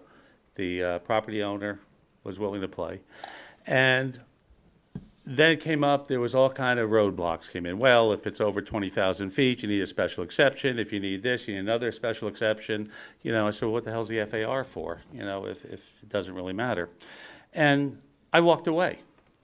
And I say this because if you guys don't approve this tonight, and I really think you should, I don't know why these people would still stay here, to be honest with you. You know, no one's asking you to change the code. All they're simply saying is, make it work. You know, the Winter Springs Community Association ran surveys, and overwhelmingly, I'm not talking by a little bit, but overwhelmingly, the public came back and said, we want a Wawa, and we want it there, because there really is no viable other place. And in terms of, no disrespect to Ms. Myers, but in Miami, we're putting up a 30-story dual flag Hilton on a half acre, 383,000 square feet, 30 stories on a half acre. So there's no such thing as you can't do it, and that, you know, space is a big issue. But, you know, walkability, I mean, come on, I go to that Aldi's all the time. It's not exactly a walking path through there. Town center is a cluster, we all know that. So you have an opportunity, you have Wawa, who is one of the best run companies. I'm familiar with them from our New Jersey properties. They run a great store, they're well lit, they're well secured, they're well maintained. And to, you know, I'm not really hearing anything about any big security problems with them. They're open 24/7. You can get something to eat. Yeah, the kids are going to like to go there. Is it going to be a place to loiter? No, they're not going to tolerate it. I can tell you that now. I know that firsthand. So the bottom line really is I think tonight's a really good night. Now, P&Z didn't do anything wrong. They followed what the code is. Your job is to make something happen. We're talking about significant revenue to the city. We're very short on commercial space. The Greenway isn't going to happen. Listen, I've dealt with that owner too, and it ain't going to happen. Those of us that know that owner, we know darn well nothing's going to happen. She's got to be a developer of 250 acres for a 2-acre site. So we can call that one and call it not happening. Commissioner Diaz, you're right. City is very, very tough on doing things. I've watched them through planning and zoning. I've watched it for years. And when I sat up there, I remember the Starbucks. What were there? 8, 10 special exceptions that had to be done to get that thing through, down to the signs. Everything was a special exception because the codes were wrong. This was wrong. That was wrong. 1, 2, 3, 4, up to 8, maybe more special exceptions. I don't think they're asking for 8 special exceptions. They're asking, approve a Wawa. Your community wants it. You were elected to support what the community wants. They're not asking for anything extraordinary. Let's stop this. This has been going on for at least, I know back in 2018 we were talking about it. I think the time has come that we get a little bit more progressive. Let's get some businesses in here that people want. We have the food service there that people want. You'll have the gas station that people want. The mobile, I'm not saying anything wrong with the mobile. I don't use it because I know too many people that had skimmers on that. So a lot of people don't want to go there up the hill. This is a perfect opportunity. I know Ryan Stahl has been trying for a very long time to find something that goes on that spot that's perfectly oriented for what the community wants. You want another car wash? That'll fit. You want a car wash? No.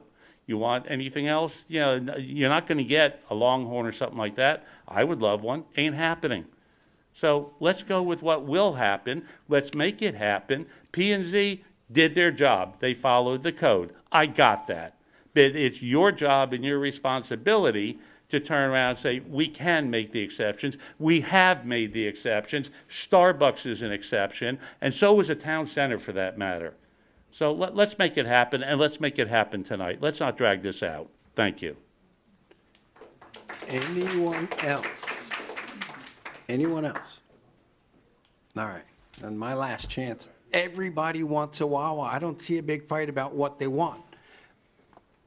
But we do have ordinances, and I don't want 434 Tuscola Road to turn into 1792. I have that right to have that feeling that asking us to make it the best looking damn Wawa in the state. I think we can have our cake and eat it too, but I'm done.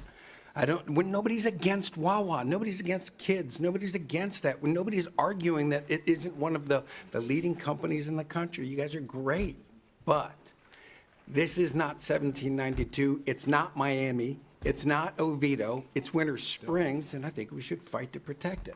I'm sorry, anybody else? I'm done. Baker, you said you want to make a motion? Yeah. I'd like to make a motion to approve everything with the condition of the sign, and that's as well as 401 with the condition that they meet everything that they need to meet. I think we have to approve those two together, right? So Can you clarify what the sign? Yeah, clarify, what do Okay. you mean with the signs? they have a staff recommended a condition with the sign, so that they only wanted one sign at a certain height, I believe. So 7 So feet, the one 12-foot sign instead of the two, 7-foot sign. there was one 12-foot and there's one 7-foot. there's a 7-foot Which is the at one that the the city intersection, recommended. correct? I'm sorry. And then they wanted a Carolyn, Can second. you clarify for us the sign? There, right now, there are two 12-foot signs, but only one of them is We're in approving, ordinance, part of, that's allowed. yes, Right. correct. So you're saying- is that what your The- motion is is to to allow follow it, but keep it to one 12-foot sign? Or let them, as they amended it to a 12-foot and a 7-foot? The condition that staff recommended with one sign. Okay. So the So- staff recommended one 12-foot sign. That's Planning correct, and if the commission wants to consider otherwise, again, it's recommended that you still extend with a continuance date certain so that the applicant can submit drawings and specifications to ensure that they meet all of the requirements. So if that is what you want to do, one sign or two, we need to see it.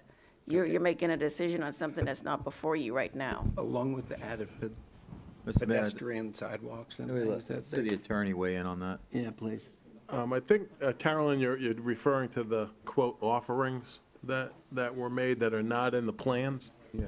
So if it's the conditions, desire to include those as a condition of approval, Yes. you'd have to itemize those, and as I understand it, there was some offering on outdoor seating would be considered, additional connecting 434 sidewalk, a knee wall at the intersection. There's some discussion about Roberts Family Lane being modified. That's in 401. And the EV. Now, the EV EVs is, moved into a different parking lot. yeah, is a different No. issue, as the No city longer. cannot impose Okay. that as a condition under state law. And then my understanding is the smaller monument sign that they're offering, the commissioner's intent was not to allow the second monument sign on Tuscarora, just the. Correct. Just the one monument sign that's at the intersection of 434 and Tuscarora, which is in the proposed plan. Correct. So if you want the offerings in there, then they need to be incorporated into the plans. Okay. Somebody's going to need to verify and validate that those are incorporated into the plans. If the commission's inclined to put the offerings in, I know the Community Development Director said they would like that to come back, but, I mean, one other alternative would be to authorize the city manager Yeah. to validate that those additional offerings are appropriately put into the final set of plans that will Perfect. be used to develop the project. I think that's perfect. I'll second that. Okay. Oh, yeah. Sorry, just giving the particulars on your motion. And as such, all of those conditions would have to be incorporated into the development agreement, which will need to be amended to reflect the decision tonight. Okay. So is that going to come back on a date certain? No, I- that would we be don't the want it to city come back. manager. No, we That don't. goes to the city manager. Okay, thank you. All right. So the motion was made by Commissioner Baker and seconded by Commissioner Diaz. Christian? Commissioner Diaz. Aye. Commissioner Bruce. Aye. Commissioner Baker. Aye. Deputy Mayor Resnick. Aye. Commissioner Caruso. Aye. Very lively debate, took years in the making, passed unanimously. I hope you appreciate, I hope you can appreciate the lively debate and what's going on. Okay. We're all very passionate. So then, very 401 quickly, as a technicality, is item 401. So We don't we need have a to I mean, it has to go hand in hand, but it has to be a separate vote. So, with that being said, We don't need a is there discussion? We've gone round and round. Remember, about no, this. no taking city employees, please. Yeah, right. We don't need a presentation We don't before need a what? presentation unless somebody has a question. Can we just ask, does anyone have questions for city staff regarding item 401? Well, if I could just remind the mayor real quick that for the St. John's Water District letter, we still need a response for that. So the options present there, the district may require some changes to the current standards, and that could need a continuance, or otherwise they could come back after the conditions were met. Or you can make it a compliance that the city manager could address. Yep. 401 as part of 400's approval. No need to come Is back. that allowed to turn the power over to the city manager to ensure compliance? We pass it under the condition that that be met? Yeah. Correct. As long We as- don't need anything. it's Yes, we can clear. delegate it to you. Yeah, you certainly can delegate to the city manager. I mean, just my understanding is they're going to add, 10 additional parking spaces? In order to have the appropriate level of land, there need to be modifications to the stormwater pond that's existing. Right. And, the district's going to have to deal with that. So I think the intent is to have 10 additional parking spaces, am I correct? That's correct. So that would have to be validated. All the technical nuances of what the district may or may not do regarding their permitting authority is still up in the air. I think the manager could validate 10 additional parking spaces Yep. somewhere. If not, it'll have to come back to you.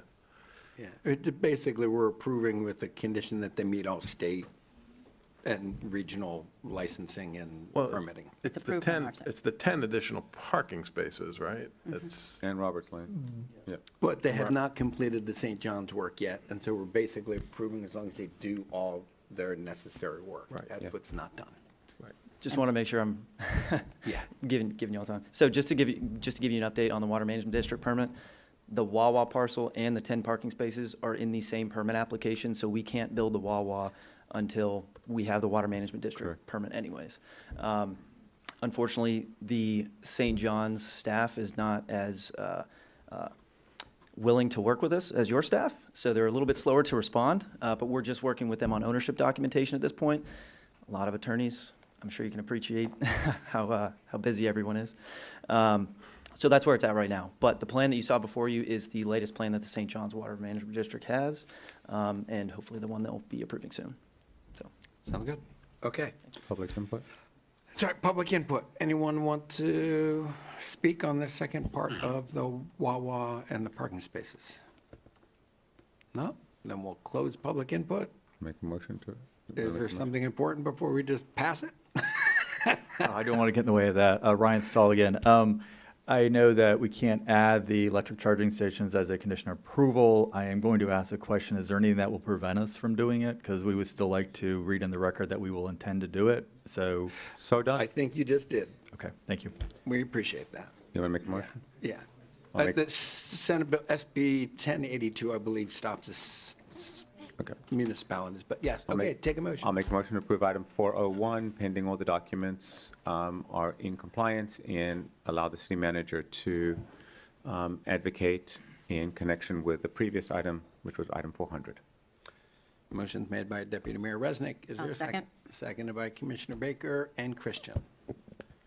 Commissioner Bruce. Aye. Commissioner Baker. Aye. Deputy Mayor Resnick. Aye. Commissioner Caruso. Aye. Commissioner Diaz. Gobblers for everybody, yes.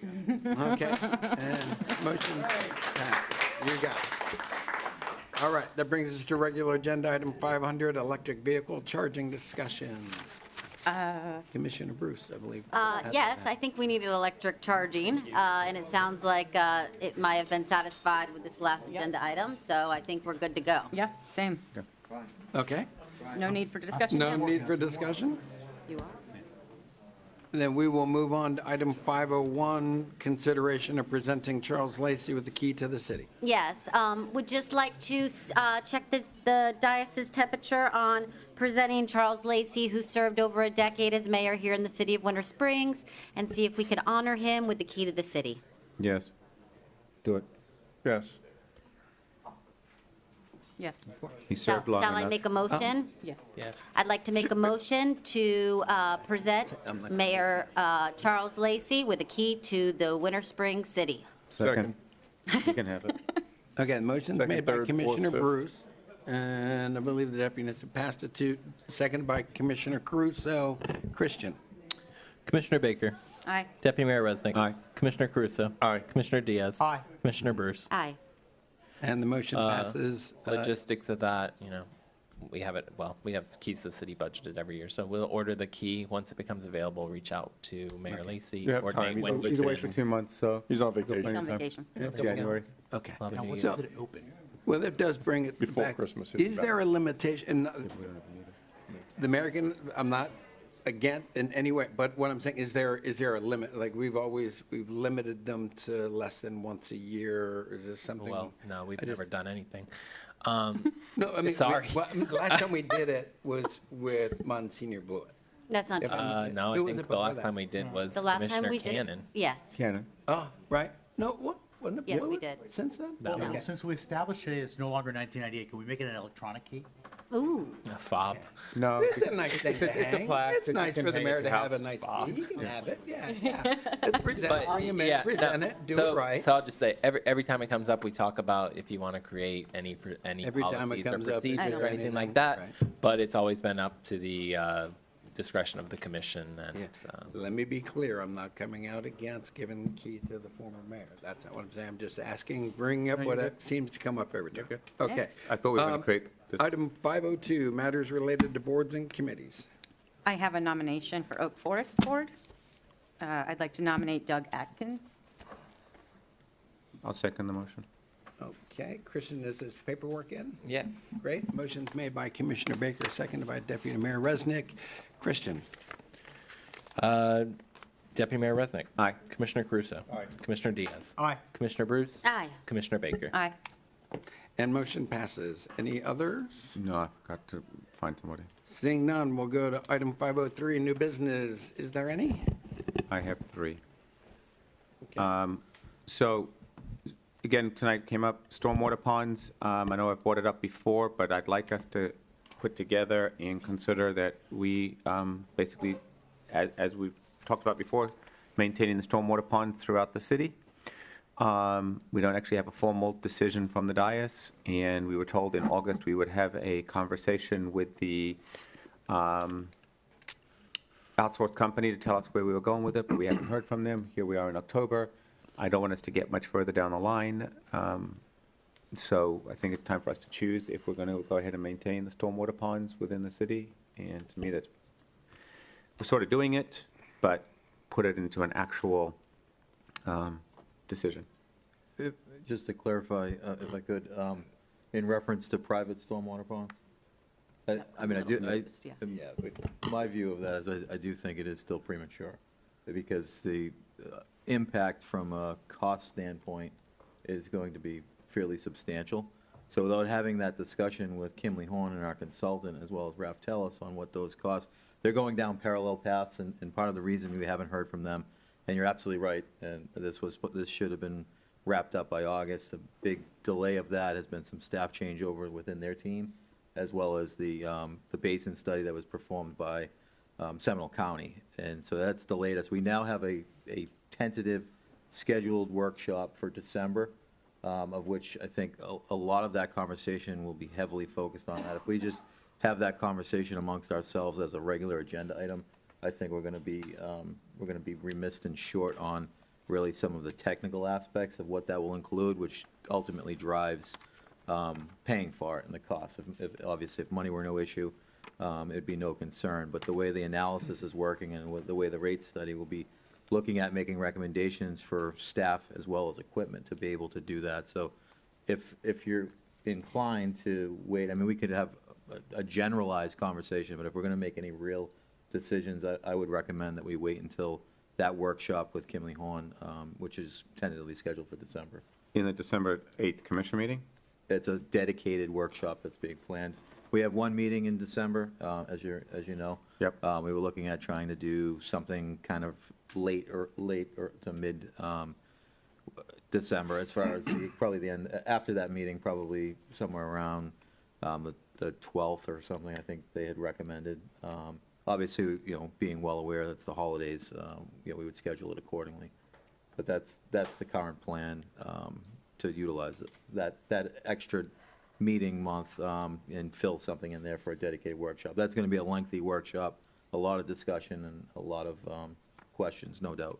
So can we then discuss stormwater ponds, maybe the first meeting in January, after we have that meeting in December, to kind of, because it's just, we keep getting, at least I do, calls and emails, and, hey, you used to take care of this, you take care of this, and then we're going back and doing it, but we don't have a formal path, right? So, Correct. I guess yeah. that's Those maybe, calls and emails are endless. yes.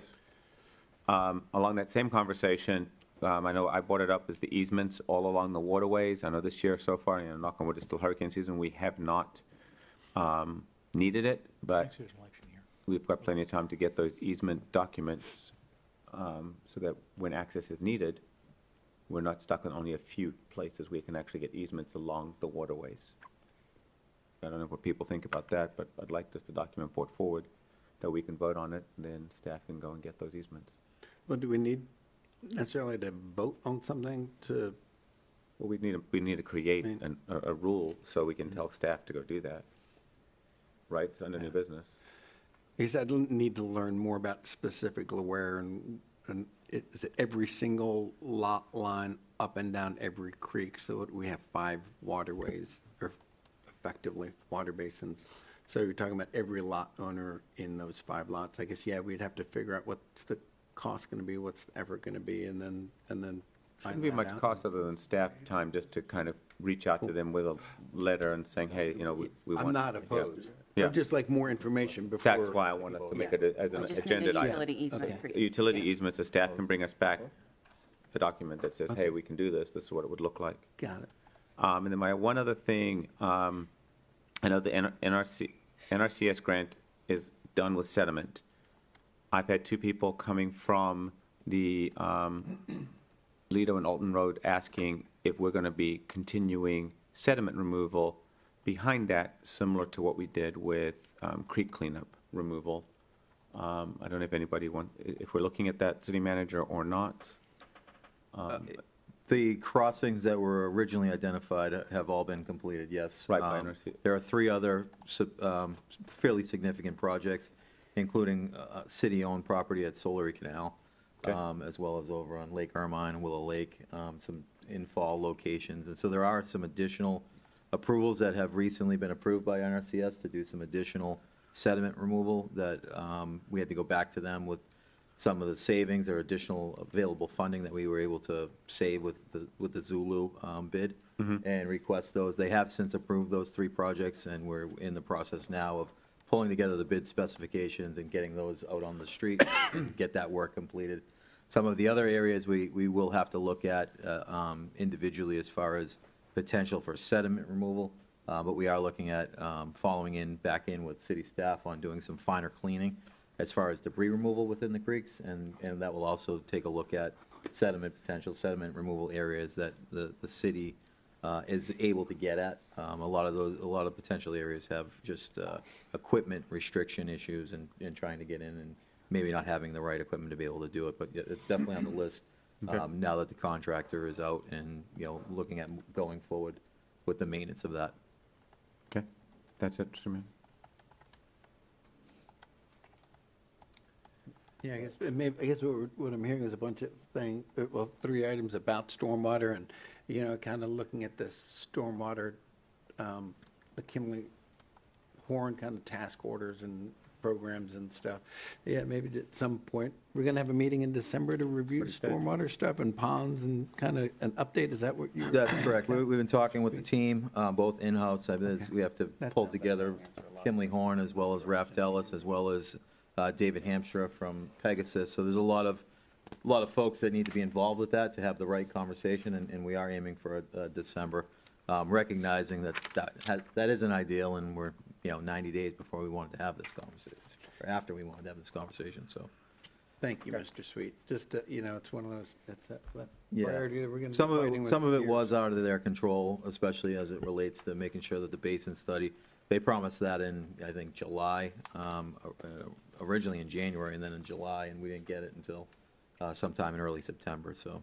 Yeah, sounds good. Thank you. Anybody else? Can I just add on a little bit of something with the creeks? I know we had a discussion, city manager, about some hot spots still in the city that have some downed trees and tight areas of debris.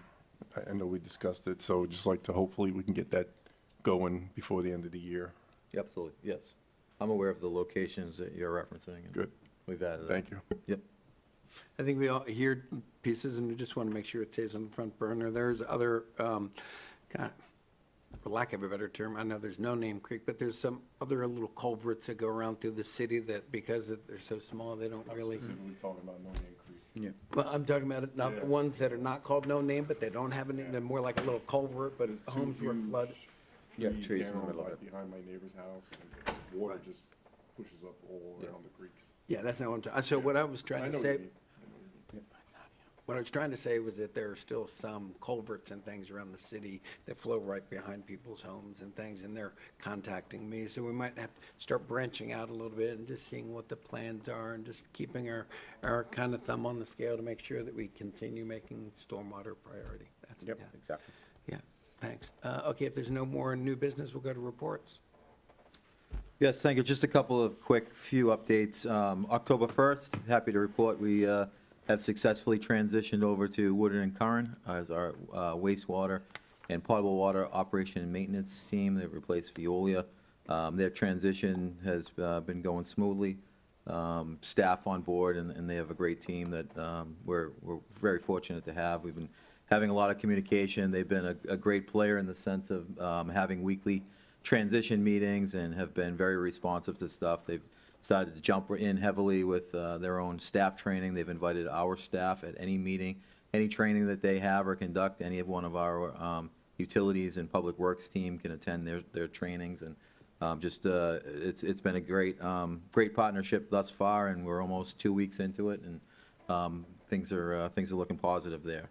I want to congratulate the chief and his team, the Winter Springs Police Department, for a National Night Out. October 7th, I did have an opportunity to attend. I know Commissioner Crusoe and the mayor were there. Very well attended from, obviously, my first one in the city, but I think a lot of folks were very happy to be there. You guys did a great job. Chief got wet. The deputy chief got wet more than once. So, again, thank you for that effort, and another great community outreach program, and well attended and well done. So thank you. And the only other thing I had as an update, just with regards to Winding Hollow, folks have been probably questioning and asking why is there still cones there and it looks done and it's not open. So just an update on that. There's some deficiency items that were identified as it relates to the mast arm assembly and the signalization that FDOT did not approve when they came out and did the inspection. Essentially, the inspection failed. Many of those punch list items that needed to be corrected have since been corrected, and we're hopeful that now that that work is done, obviously FDOT still needs to come back and do a reinspection and sign off on that approval before they can open that lane and get it going. As it stands today, we're hopeful that that can be completed and done by next week, the latest, on Tuesday, October 21st. Is the planned sort of last component. So I'd ask folks to just stay patient, even though it looks complete and wondering why we can't just move those barriers out of the way. That we need a final inspection and follow their approval to say it can be open. But we're very close. We've waited a long time, well over a decade. Another week or so, I think we'll get through. But it's exciting to finally have it done. It looks good. And once operational, I think will be a major improvement for the folks that live in the Winding Hollow neighborhood. So that's all I have, Mr. Mayor. Anthony? No report. Sorry. As far as me, just last week I attended the last Seminole 250 Planning Subcommittee, so that report will go to the County Commission on October 28th. They're not sure if it'll be in the morning or the afternoon session, but the county didn't get the grant from the state process. So a lot of the plans are being scaled back, but the recommendations, whatever the committee came up with or subcommittee came up with, are being presented, and they may want to do something informal in Central Winds Park related to kind of reenactment of like William Bartram landing in Seminole County or something like that in the 1700s. So, but also they're wanting to kind of highlight that it is an all-year thing. So I'll probably be asking the commission, or I'll ask you all if you want to do a proclamation or something in January to recognize kind of the 250th year celebration. Other than that, plugged into some other committees, Florida League of Cities, Florida Association of City Clerks, and I sent an email just today actually about a workshop for November. So if you didn't respond to that yet, if you could, it's just 2 dates for a workshop about kind of quasi-judicial procedures and stuff like that, just going over that. Anyway, that's all I have. Deputy Mayor. Thank you.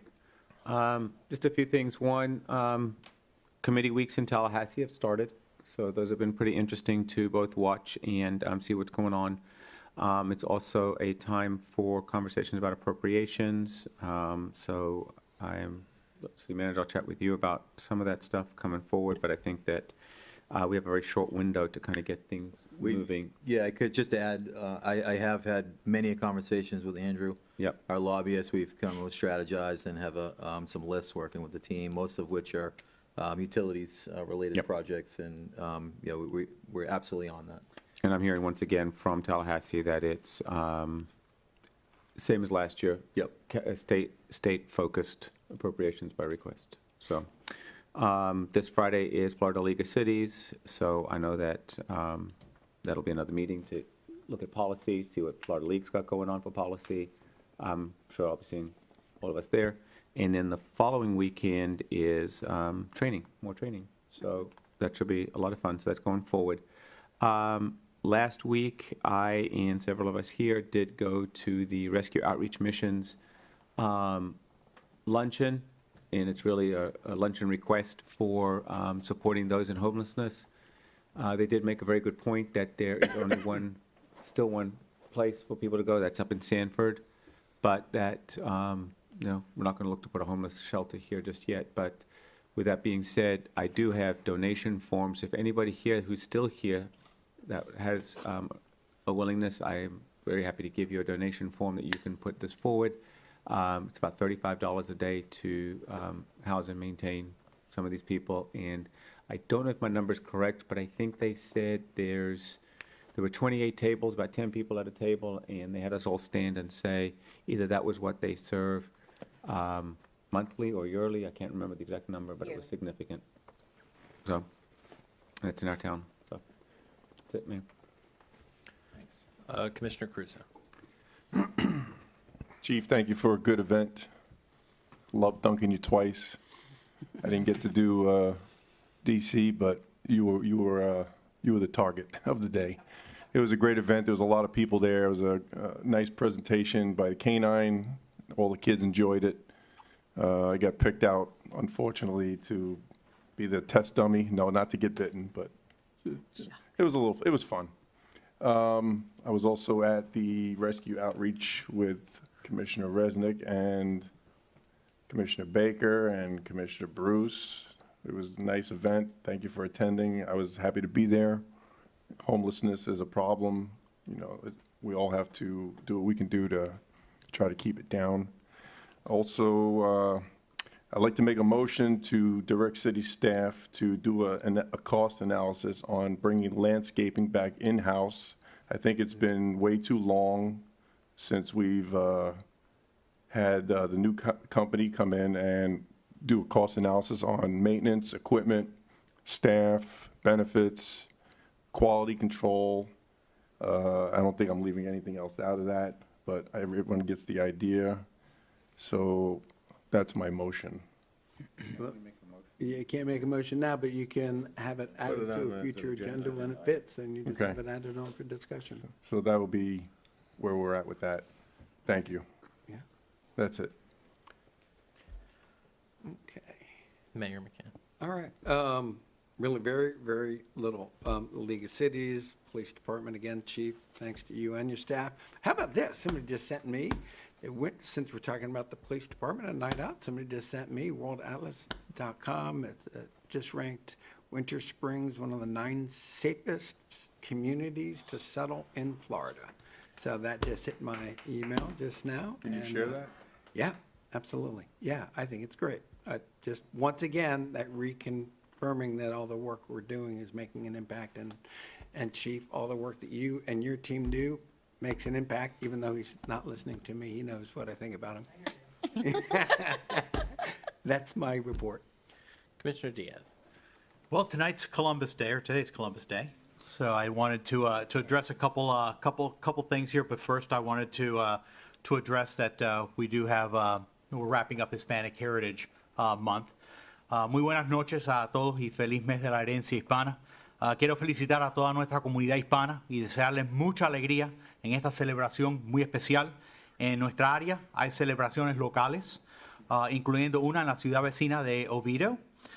Como dato interesante, Oviedo aquí, en el condado de Seminole, lleva el nombre de la ciudad de Oviedo, no Oviedo, Oviedo, en el norte de España, en la región de Asturias. Y para honrar la herencia española de nuestro estado, espero que algún día podamos tener una celebración parecida aquí en Winter Springs para honrar nuestras raíces y la riqueza cultural que aportan los hispanos a nuestra ciudad.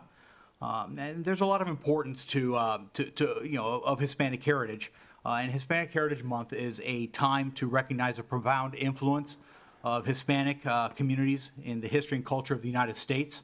Hispanics have contributed as entrepreneurs, scientists, public servants, and leaders, fueling our economy and enriching our national story. Today, more than 18% of Americans identify as Hispanic, the largest ethnic group in the country, and their economic impact would rank among the top in the world if considered independently. Columbus's Spanish expedition and Western civilization is something that we honor today. And the voyage of Christopher Columbus, which we commemorate, represents a turning point in the history of Western civilization. This landmark expedition was not only a feat of navigation, but it was also made possible thanks to support and financial backing of the Spanish crown, Queen Isabella and King Ferdinand at the time. Their vision and ambition paved the way for new trade routes, the spread of Christianity, and the European settlements of the Americas, fundamentally shaping the development of the New World. And obviously, being in Central Florida, we're not too far from that, because Florida's Hispanic heritage runs very, very deep here. With St. Augustine, for example, recognized as the oldest continuously inhabited European establishment settlement here in North America, founded by Spanish explorers in 1565. The city was established through royal Spanish grants, and its colonial legacy can still be seen in the architecture and community today. Our land titles here in Florida trace back to the Spanish crown if you do a title search of your property. So through those historic land grants, we've honored even Spain ceded Florida to the United States in 1821. And Hispanic residents and entrepreneurs are driving the force in Florida's economy, particularly in Central Florida and in Winter Springs. Hispanic-owned businesses grew by 46% in recent years, generating tens of thousands of new jobs, fostering innovation across industries. Hispanic entrepreneurs bring vibrancy to our culinary and retail sectors. Many of you have seen me advertise and promote many of the Cuban restaurants in town. And obviously, when we have these culinary restaurants and retail sectors, they create jobs, they invest in the communities. And the cultural richness of Hispanic heritage in music, art, traditions, and civic life makes our city significantly more dynamic, welcoming, and successful. So on this historic day, let us honor the legacy of Hispanic exploration and the settlement embodied in Columbus's expedition and the founding of St. Augustine. Let us also celebrate the achievements, hard work, and vibrant culture of Hispanic neighbors, families, and business owners who are essential to the continued prosperity and diversity of our community. and has 20% of the commission and 100% of the Hispanics up here. You know, I'm just very happy to have celebrated Hispanic Heritage Month. And just to remind everybody that, like I mentioned in my Spanish introduction, our neighboring city of Oviedo is having a Hispanic Heritage celebration on the 19th of October. And I look forward to seeing everyone there at our neighbor. Thank you. Commissioner Bruce? Yes, so League of Cities, on the Natural Resources Committee, and I had 2 legislative priorities that I submitted.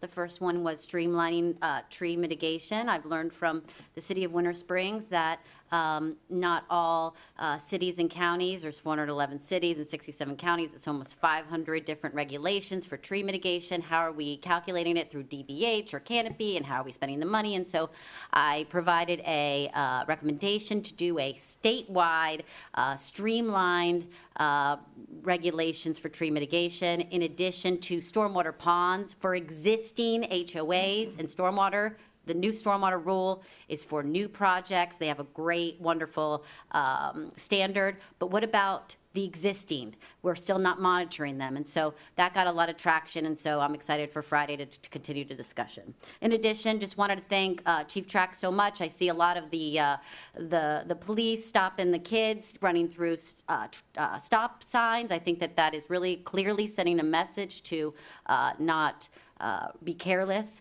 on these bikes. And then in addition, just wanted to thank Terilyn Roll and her staff and P&Z for the heavy feat of Wawa. And I'm so happy that we were able to make some moves. And that's my report. Commissioner Baker? In addition to everything everybody else has said, we also attended a fundraiser on Saturday night that I don't think Commissioner Resnick brought up, that was for Base Camp Pediatric Cancer. So that was another really amazing event. And I'm super excited for tomorrow night. It is the next Citizens Police Academy, so my 2nd class, and I'm super excited about that. So I hope so. No.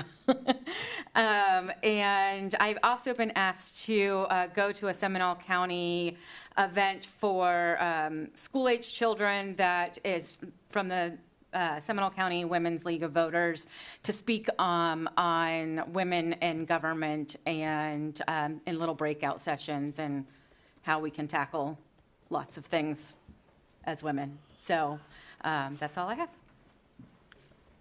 Public input. Okay, public input. Sir? Now can I speak? Sure, yeah. I just want to make sure I don't want to do it. No, you got it.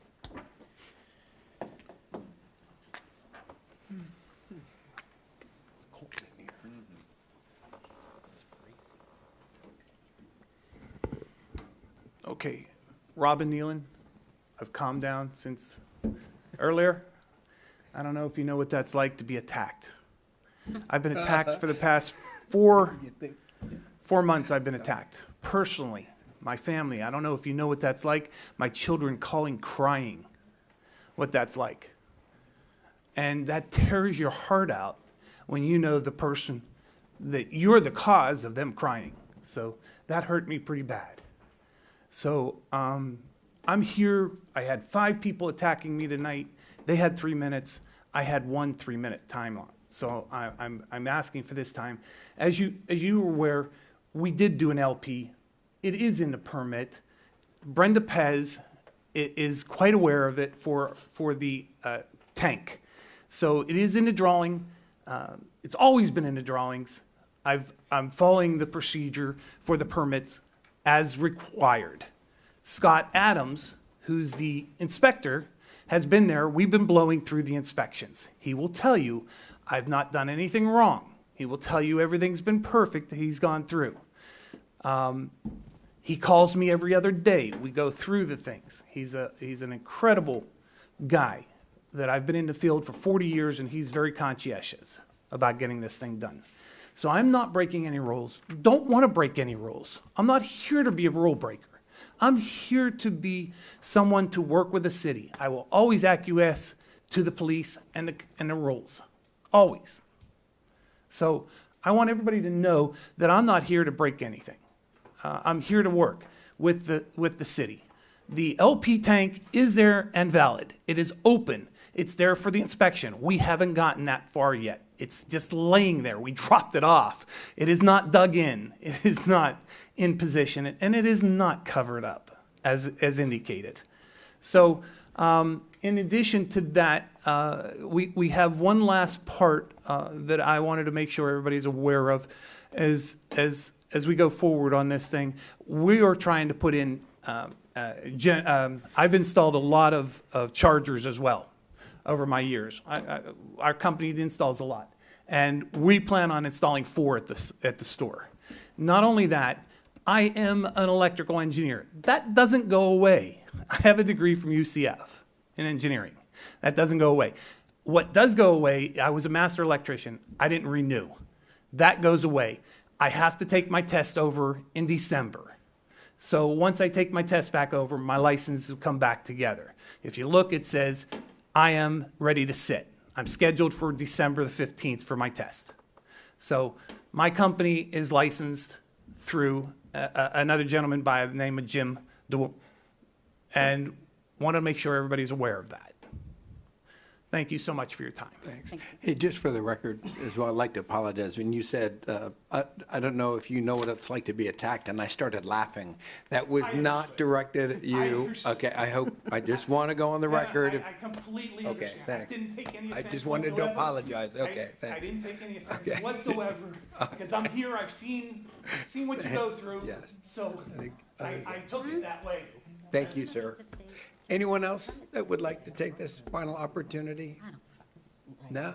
Then, no, not directed at any of you guys. No, I want to know, did his permits get rescinded, or someone said that today, Did is we that true? go there on the dice, or you want to have a conversation with her? Talk to me later about it. Yeah, yeah. I'm just talk- confused. Yeah. I'm not sure what's going on in it, but, okay. Then we are adjourned.